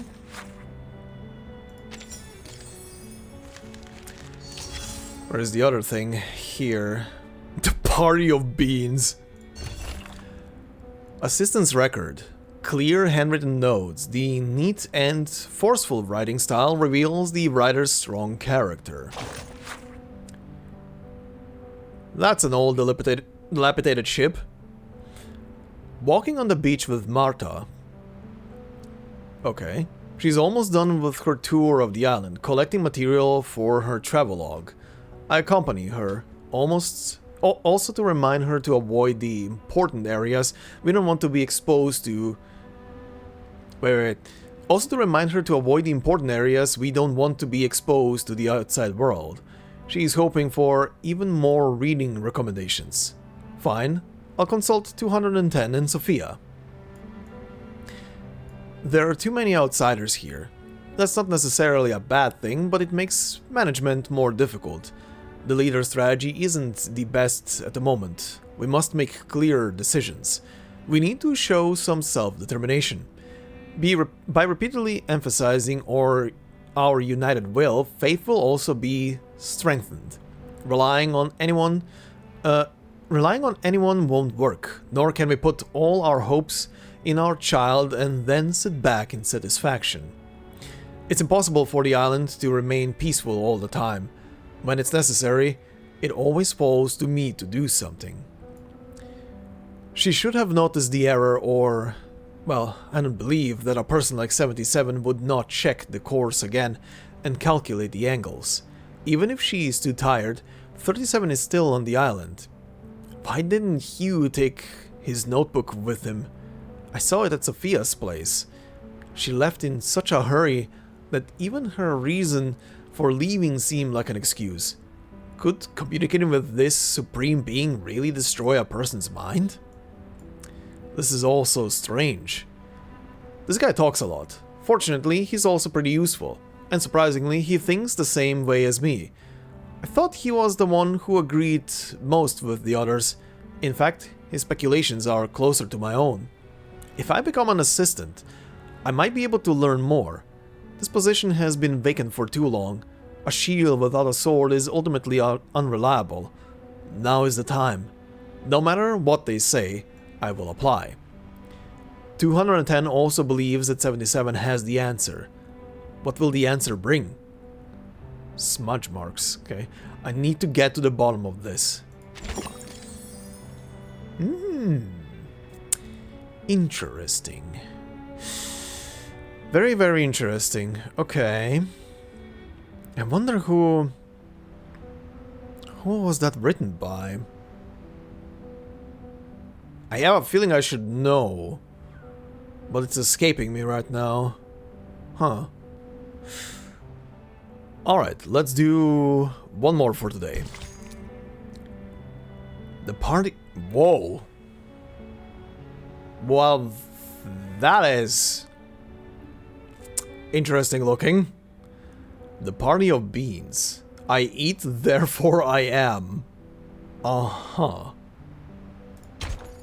Let's see. The hell? A film roll? 1, abstain from beans. 2, do not pick up what has fallen. Oh, those are the rules. Okay. You okay, Vertin? Where am I? Where are you? In an old film roll? After a long period of darkness, clarity begins to dawn. Ahead lies a completely unfamiliar scene. Did the earthquake do this? I was in the cave with 37. The clock is not working. Is the timer broken? Hey, Vertin! Here you are! Hi? A familiar shout is heard in the distance. Yeah. Come! People are waiting. The feast is going to start. What is this? What is this gonna amount to? Is it gonna be like a vision of a perfect world with no storm? Or some shit? Feast? Yes! Today's the big day! We're celebrating because we kicked Manus Vindicte off the island, found the key to storm immunity, and saved the Numbers people from great disaster. Yup. It's an illusion of a perfect ending, isn't it? What? But Regulus has already taken off. Come on, Vertin. You'll miss out on the delicious honey-roasted rabbit. She jumps forward excitedly, but something cracks loudly when she lands. Wait, Regulus, you just kicked over something. What? What is it? Something for the cattle? Whoever left this here nearly tripped this great captain. Forget it. Come, Vertin! What are you still doing there? Uh-huh. Do not poke the fire with swords, do not jump over a crossbar, do not cut wood. Okay.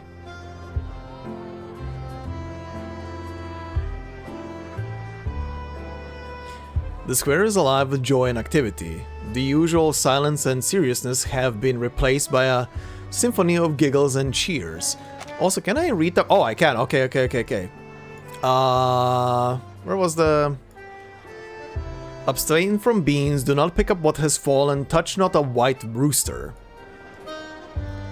Do not poke the fire with swords. Do not jump over a crossbar. Do not cut wood on a main road.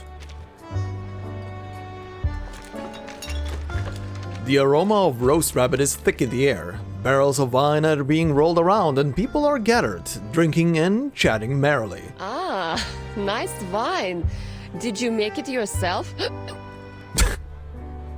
Careful, Miss Lilia. Too much wine can corrupt one's body and will. Besides, you are already halfway through our stock for the year.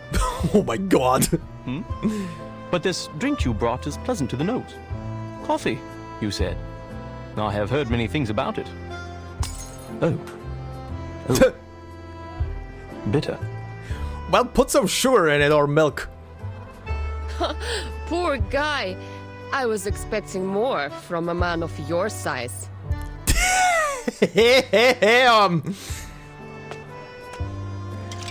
She goes to a barrel to fill her cup. For God's sake, Regulus, keep an eye on your first mate here. Whoa, that just shifted in the back. I don't know if that was a game engine glitch bug, whatever the hell, or that was intended. Wow, he's so out of it right now. It appears that this apple's abstinence from the bottle will have to begin anew. Vertin, finally! I was looking for you. 37 waves from a distance, Sophia at her side, arm in arm. Hello, everyone. We have a big announcement to make. We are getting married. Sophia's just completed her proof and found her number. Oh boy.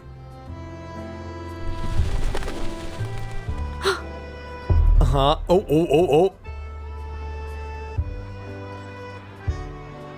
Oh, don't worry about the swallows. They're going to fetch 6 for us. Okay. 7. Do not enter the hall in new garments. Enter the hall from the right and leave from the left. Do not keep swallows around your house. We are breaking all the rules, I'm noticing. He's napping in the Hall of Aperon. An excuse to not join the party. Not so fast with the announcement, 37. People will find out sooner or later. Oh, we are breaking all the rules, aren't we? Thank you for helping us, Vertin. We wouldn't have made it without you. Everything is breaking down in chaos and revelry. And I look forward to our continued collaboration with the Foundation. Also, the background glitched out again. No. None of this makes any sense. Yeah. Do not sleep on a grave. Make the bed as soon as you wake up. Oh, enough business. People are having a party here. Make the bed as soon as you wake up, leaving no imprint of your body. The pirate comes over with a platter of rabbits, smiling as if England had just won the World Cup. Well, what do you say to this lovely captain who just picked up some food for you? What now? They clumsily collide, knocking over the tray in Regulus's hand. My apologies, Regulus. I was too focused on linear regression formulas. That's all right. Wasn't me getting stuck in the kitchen roasting rabbits all day anyway. Unlimited supply of honeyed rabbits all day today. Regulus picks up the dirty clay plate and puts it aside. I heard Sophia is making her announcement today. I'm curious which number she will be. Care to wager on that? I'd say she's a multiple of 3. Then I'd say she is a multiple of 139. I have to admit, she has a good number. 4. A number 100 times better than me. 6 and 210 put together. What the hell? Calculating. 37 plus 6 plus 210 times 100 equals 2. Oh no. She is not 25,300. I doubt anyone could live with themselves with a number that long. Oh god, a rooster. A rooster crows loudly in the festive atmosphere. You haven't met before. This is a moo, my white rooster. You're breaking all the rules. What is this version? She kneels down and gently strokes its feathers. This is Vertin. Touch not a white rooster. White rooster? Cheers and shouts fill the air as people revel in jubilant euphoria. A Foundation employee picks up an ID from the ground. Do not pick up items from the ground! An apparent believer splits a log in half on the road, earning enthusiastic applause from the crowd. The tables are filled with chickpea salad and neatly sliced bread. While people use their swords to poke fires and keep them burning. The flames burn fiercely, casting no shadows on the ground. Something's not right. None of this is right. Yep. Something's happened on the island. I must still be in the cave. Yep. A churning anxiety fills the chest. The once joyful scene now takes on a surreal quality. I have to get out of here. Run? Run? Oh, this is a mini-boss battle, isn't it? Black Bean King? Excuse me? The embodiment of the taboo from the precept, do not eat beans. Here sits the king, foolish and familiar, yet authoritative and unyielding. There is only one way to get past him. White rooster. Oh my god, it is a rooster. It is a rooster with a sword. White rooster guardian. The manifestation of the taboo from the precept, do not touch the white rooster. Here stands the knight, sword in hand. He is strange and silent, but also stubborn and uncompromising. There is only one way to get past him. The hunt begins. Whoa! Whoa! This is eating beans and a white rooster. These are supposed to be taboos on the island. What the fuck? Why does the rooster look so cool? He looks like a goddamn Spartan. A Spartan rooster, what the fuck? Huh? Is this an illusion brought on by the fog? Or a new trial? No. Something's not right. The flow of arcane skills on the island has changed. I need to get rid of them first. Alright. The moment of utterance. Oh, this is... I didn't even... I just noticed... I'm always so slow to notice when a fourth character gets added. Well, debuffs galore. Precision. Oh, wait. Wait. The moment of silence. Yeah. The moment of utterance. Charging. Why am I losing the moxie? Is it because I'm hitting the king? Black bean revulsion cannot gain moxie. Yeah, okay. After taking an action. Okay. Is it the same thing here? No, you give taunt. Okay, it is from the king. Alright. Okay. Oh yeah, he has the debuff. Bean allergy damage.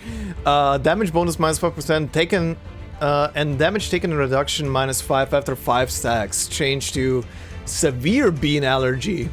Oh god, it gets worse. Well, let's see if your little thingy is gonna get rid of that. Silence. I'm very curious. No, with regret. No, he keeps it. That stays. That stays on you. Okay, got it.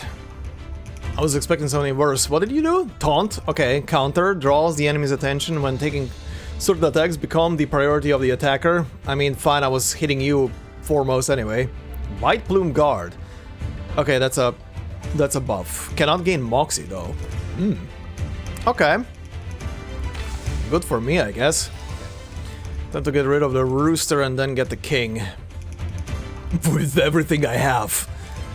Oh, that's gonna be fun. The moment of silence. Sure, let's start with you. Let's start with you then, and then you. I, Robot, child of science.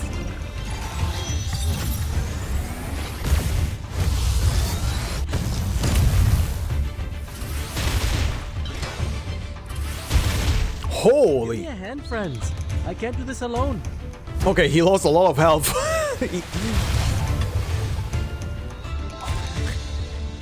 My surroundings changed. He lost way more health than I expected there. Alright. Is all this still an illusion? Yes. How the hell do you think you're... Not bad for a stretch.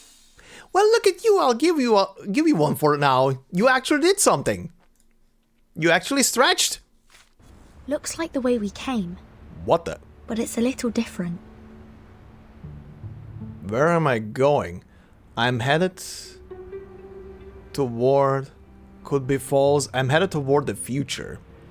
Where is the transcendent world? The Apollo star outshines us all. Apollo sun. Reality exists at the intersection of shadows. What lies beyond the phenomenal world? Even this statement could be false. Okay. These signs, are they trying to take me somewhere? The way out, perhaps?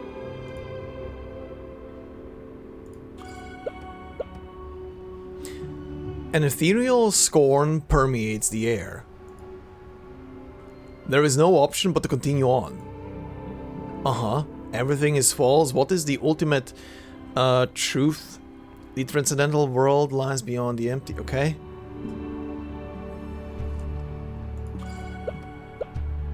I'm just paying attention if new messages pop up right now.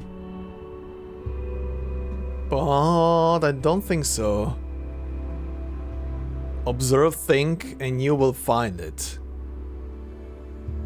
All is but an illusionary projection.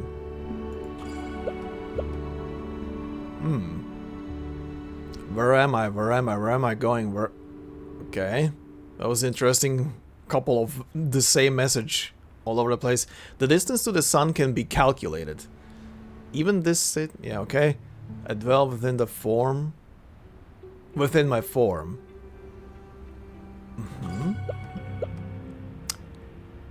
Who in the hell is that?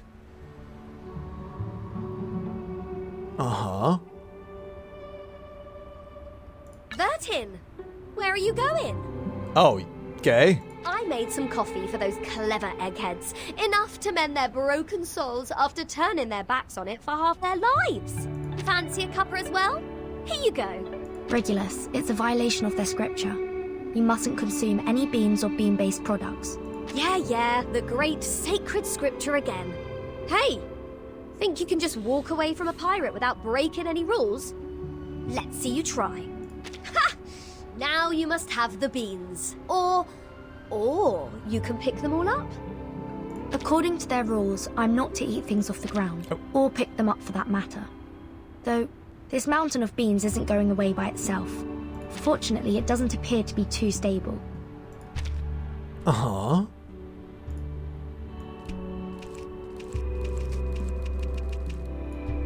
single vibration might topple the mountain of beans. Perhaps try dragging the circular node back and forth.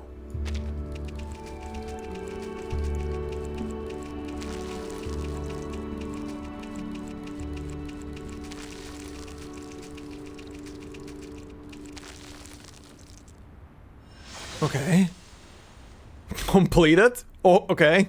That was, An illusion of a coffee bean mountain like this is almost as cliché as a pirate with a hook for a hand.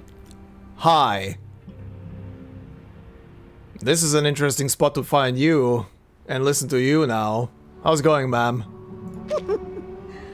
Something like this could never hold up to skepticism. Uh-huh. Mankind is slow in learning new ideas. They need new information to be explained in simple terms, using examples and analogies, or reduced to its most basic symbols and generalizations. Eventually, once they've gotten used to the formulas and outlines, they may just see below the surface and find the deeper essence waiting there. What about you? What do you think is your essence? Are you any more significant than a pile of coffee beans? My past, my thoughts.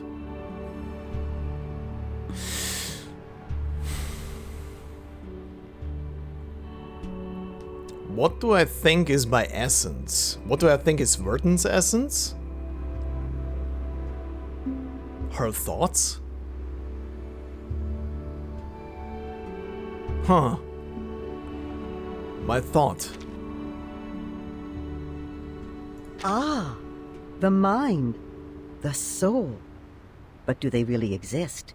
A thirsty animal thinks of water and seeks out a clear spring. Hunger pangs tell the cheetah to seek its prey.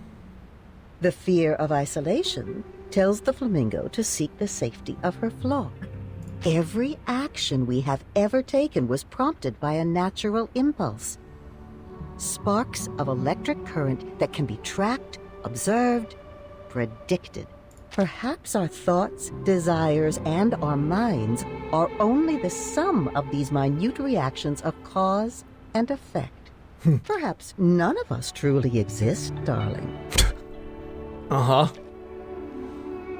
Oh, now we are having squares. The words on the wall are aiming to confuse you. Ignore them and follow these notes. Reality exists at the intersection of shadows. Okay, is it the same thing again? Yeah.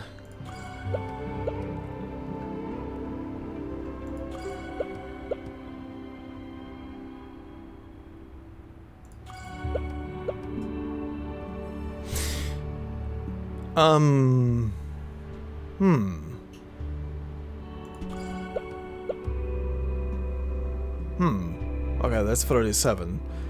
I was just thinking of the song that 37's dad left behind.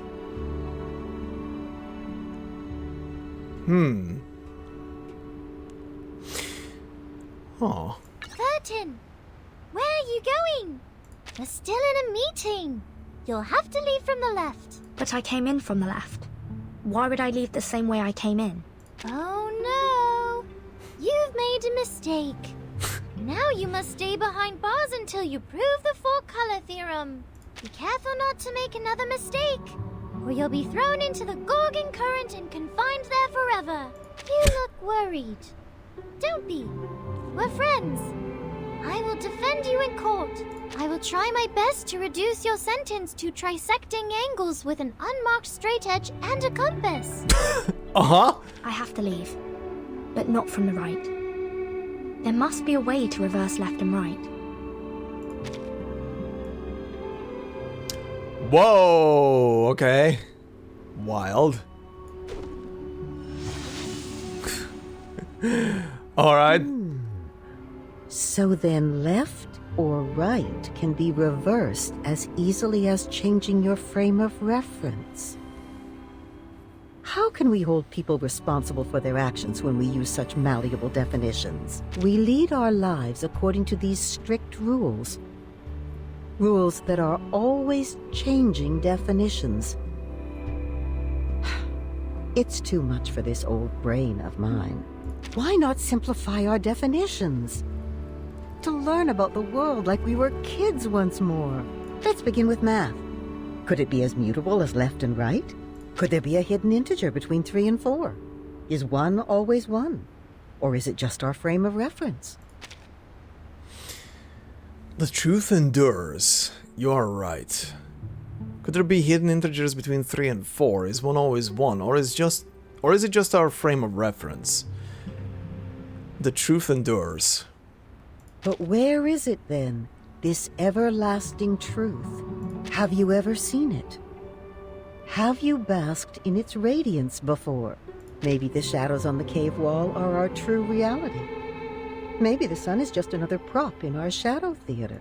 What if the people who chose to stay in the cave were the ones who were truly wise? Be careful what you hold to be true, darling.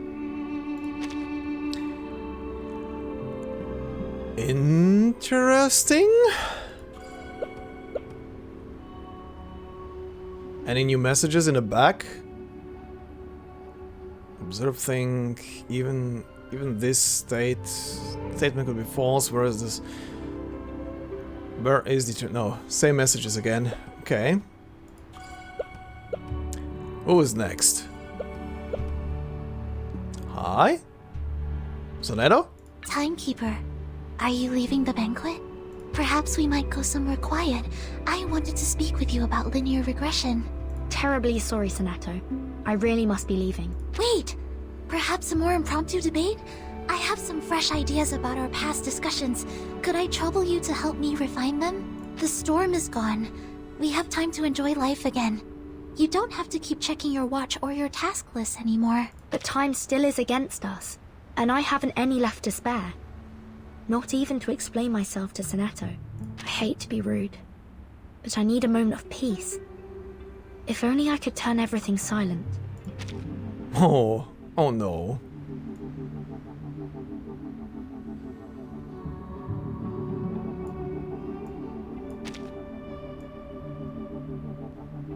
Oh. Whoa.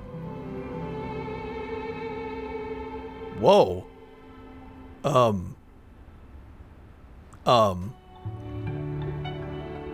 This is wild. Okay, actually, I need to check. Hold on. Okay, I had to double check.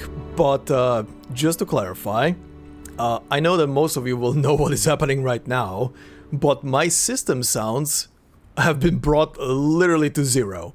I hear nothing. I don't even hear the feedback from my mic. I know it's recording. I just double checked.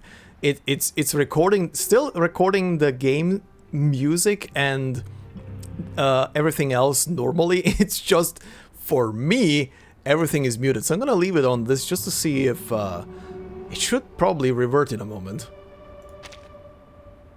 Oh no, poor Sonetto. Oh. Completed. Oh no, she's also muted. I said, if you are going to stick to your plan, then you must value your time wisely. Don't get caught up in other conversation. Hold on, because I can... Oh no, it's still muted. It's still muted. Okay. I have no idea if she's talking. That's the weird part. I do not know if she's talking.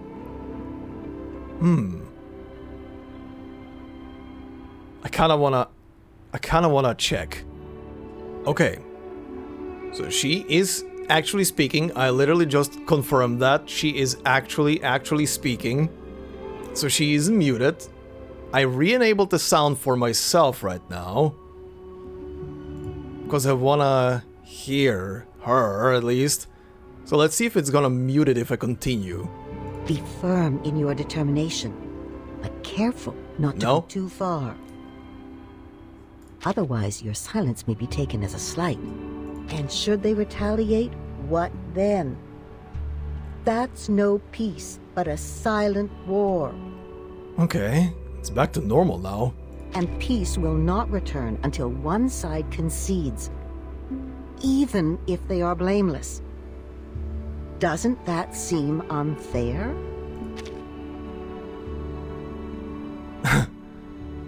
There's no other way, or remain silent, huh? And peace will not return until one side concedes, even if they are blameless. Doesn't that seem unfair?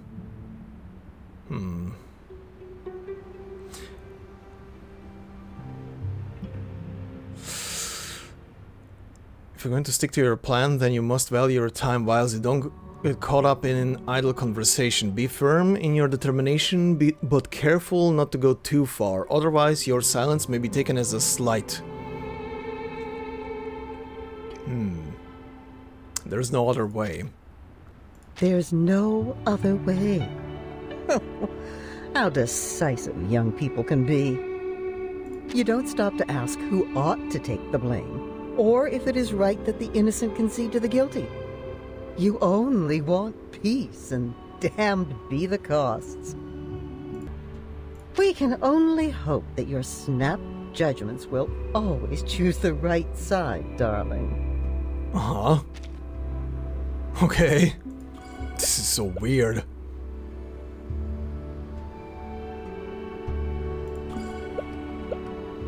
Okay, I do not see new messages. Oh, hi. Sophia? Oh, you're still here, Vertin. I thought you had disappeared completely. I was hoping I might talk to you about my number. So sorry, but I really do have to leave now. Please. I think you may be the only one that can help. It won't take you long. Oh, what? Enter the answer calculated on the left into the rectangle. Okay. 6 equals 9?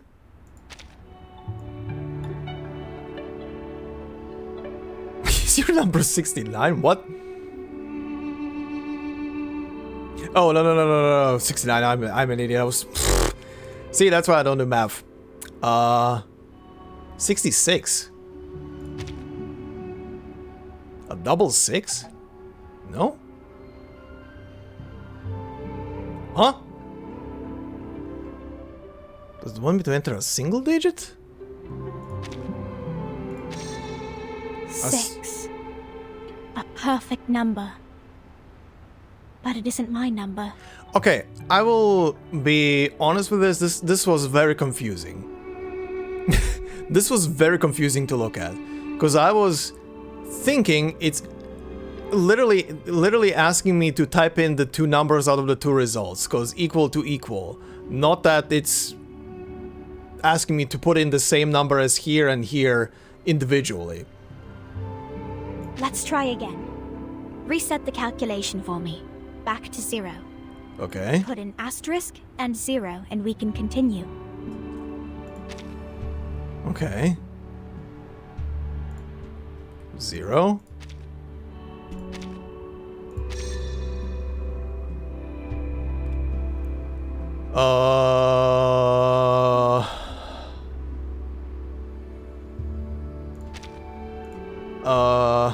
Fuck me.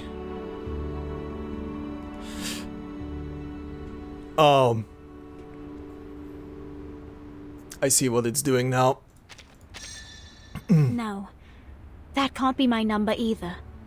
It's far too brilliant for me. Okay, I see what this math is doing right now. So we started with 6, who is the leader. Then we went back to 0, aka Vertin. Then we went to 37. And now she's gonna ask me to reset it to 0 again. Please reset the calculation back to 0. Okay. So I'm gonna... Yep, that's 210. 210. I know 37 isn't a fan. Still, I would be honored to have an integer like that as my number. Okay, I will still say the first calculation was very stupidly presented.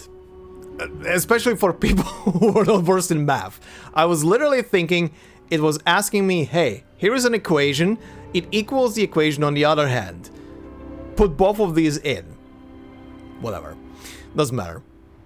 Let's try it one more time. I have a feeling that together we can find the right number for me. Okay, back to 0. Whoa, high wall of numbers. Oh, what?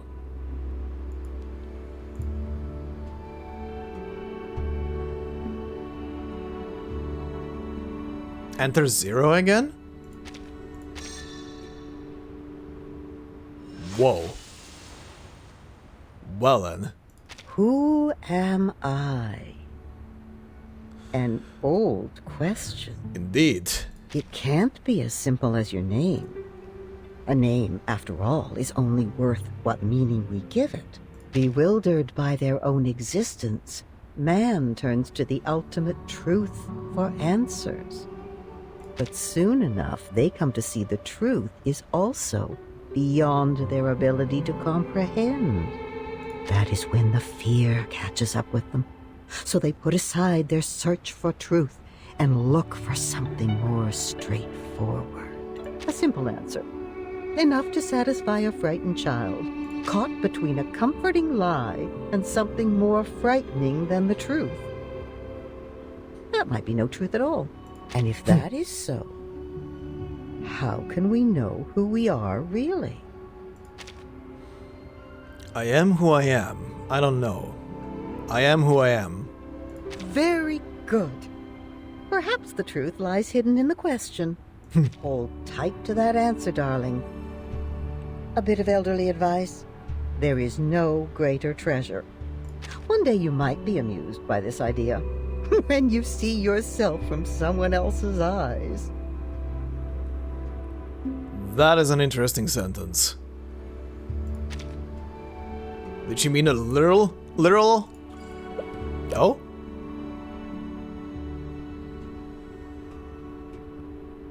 The truth exists within each entity. Is this gonna move to the right a bit more? Phenomenal world? Observe, think, and you will find it. Oh, they're being put together now. Who am I? I am the collection of my contingencies. Where am I? I dwell within my form. Where am I going? I am headed towards the future. This statement could... I can't see the statement, I wish I could. Oh, shit. What was that? What was that? I didn't mean to click. I didn't mean to click. Shit. Thank fuck for recording. Okay. The trial is almost at an end. The world of light lies ahead. Okay. Something around that statement. I still can't see the rest of this, but whatever. Well, what happens now? Cutscene? First is the circle, second is the square. Baby 37. Okay. Oh, whoa. 37? Is that you? Oh, this is getting funky. This is getting even funkier. Uh-huh. Hi. The little girl does not seem to be listening. She's completely absorbed in building her castle. Are you just observing the past? Put the triangle on the triangle and the rectangle on the rectangle. Perfect, as things should be. Whoa! The emanation? Disorder and chaos. This can't be. This isn't right. How ugly! How inelegant! How could this be the revelation from the patterns of the transcendental law above? How could such a terrible answer fall on my ears? Oh, she went nuts when she learned. I can't tell the others about this. There must be a mistake. I need proof. I have to go out there. And that's why she leaves the island. Hi. Vertin, my child. Are you here to partake in sand play as well? No matter how oft we arrange them, the sight of them never grows stale.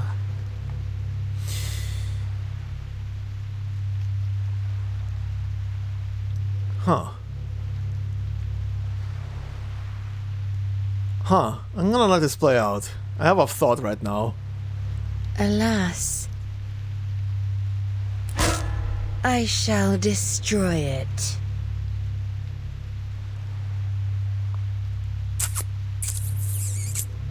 I know the color of the eyes is different, but the way this was represented right now... Are you 77?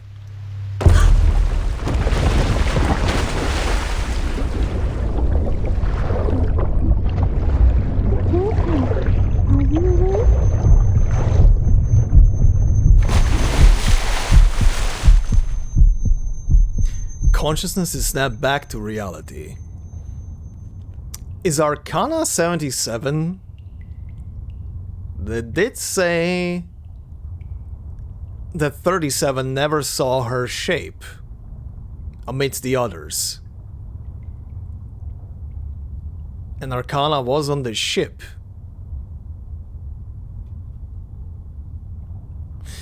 The surroundings have reverted to the rocky walls, still enclosed within the cave.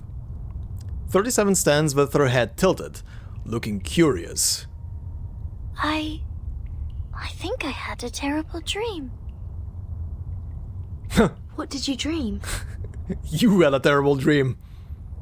Regulus claimed Six's throne and declared this the rock and roll empire of irrational numbers. She took out a jar of coffee beans and stuffed one into my mouth. That sounds like Regulus, alright. 37 shakes her head hard, as if trying to rid her mind of the horrific scene. I'm relieved that I woke up in time, and you as well. Don't worry, 37, you can bite her on the head again. Let's go, Vertin. We need to tell everyone the numbers. She chirps, her face lighting up with the light, finally free from the long... I can't click. A beam of daylight appears. The lengthy trial has finally come to an end. Can I click? No?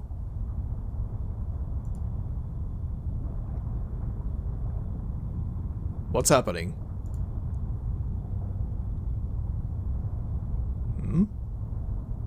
Is it getting brighter? Do you hear Oh, there we that? go.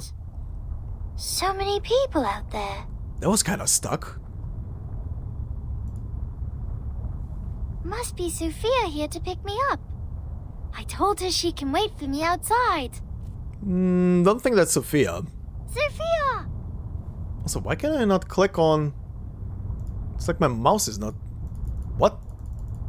I think the game is broken. I can advance the cutscene with spacebar, but not with a mouse click? Huh? I think the game broke. The girl runs happily toward the light. Like a young swallow swooping out of sight. Wait, 37. Uh-oh. Got to catch up.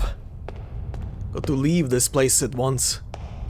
Must share the findings here with the others. Finally, the light of day comes into view. Whoa, what is happening? A gust of wind suddenly rushes by, sending pebbles scattering across the ground.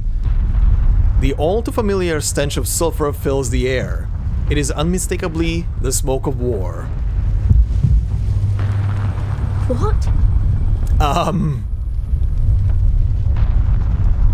That's a problem.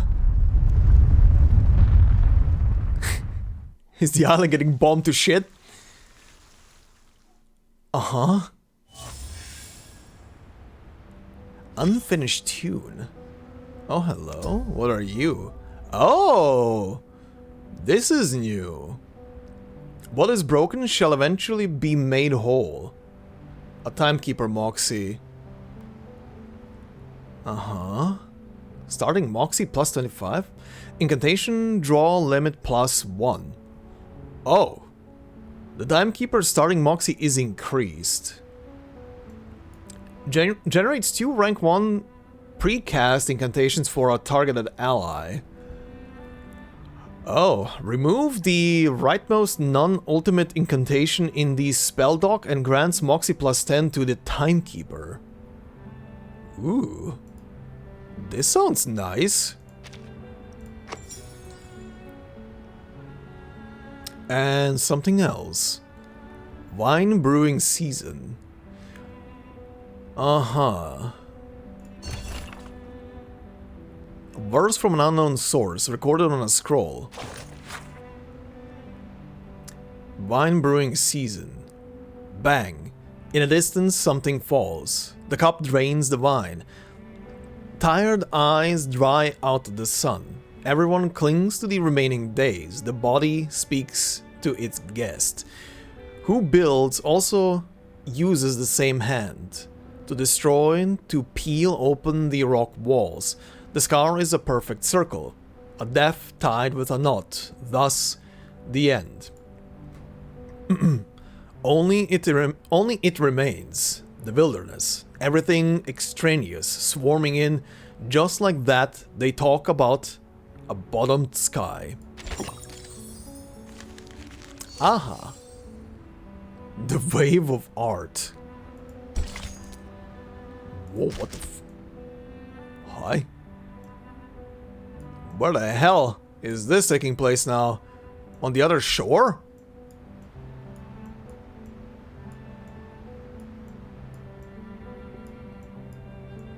I don't think this is part of the island. Oh yeah, this is definitely not part of the island. Okay.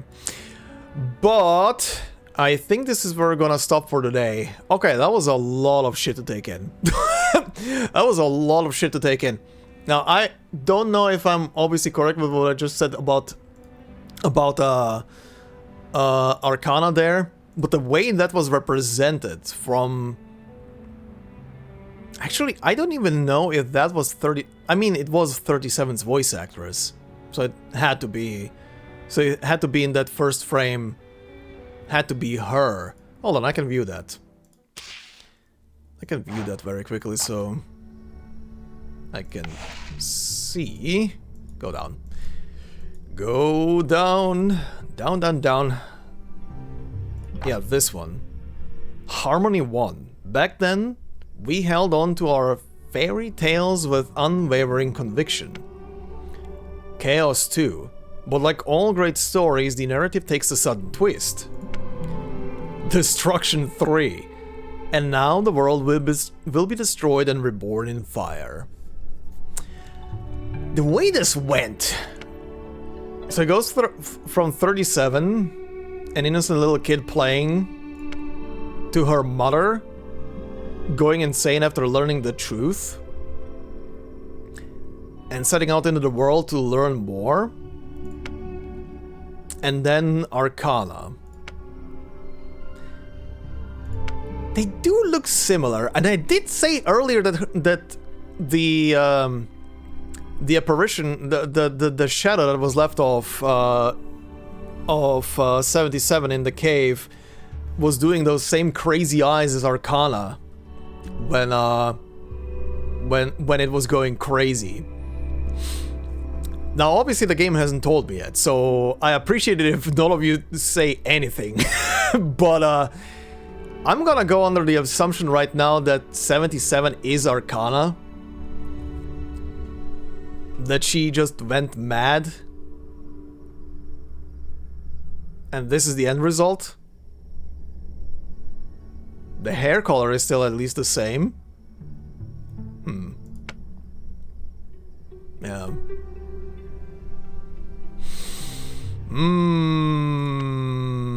That is wild. Honestly, it would have never occurred to me that that is her, if that is the case, of course, because of the simple fact of the eye color being different, of course.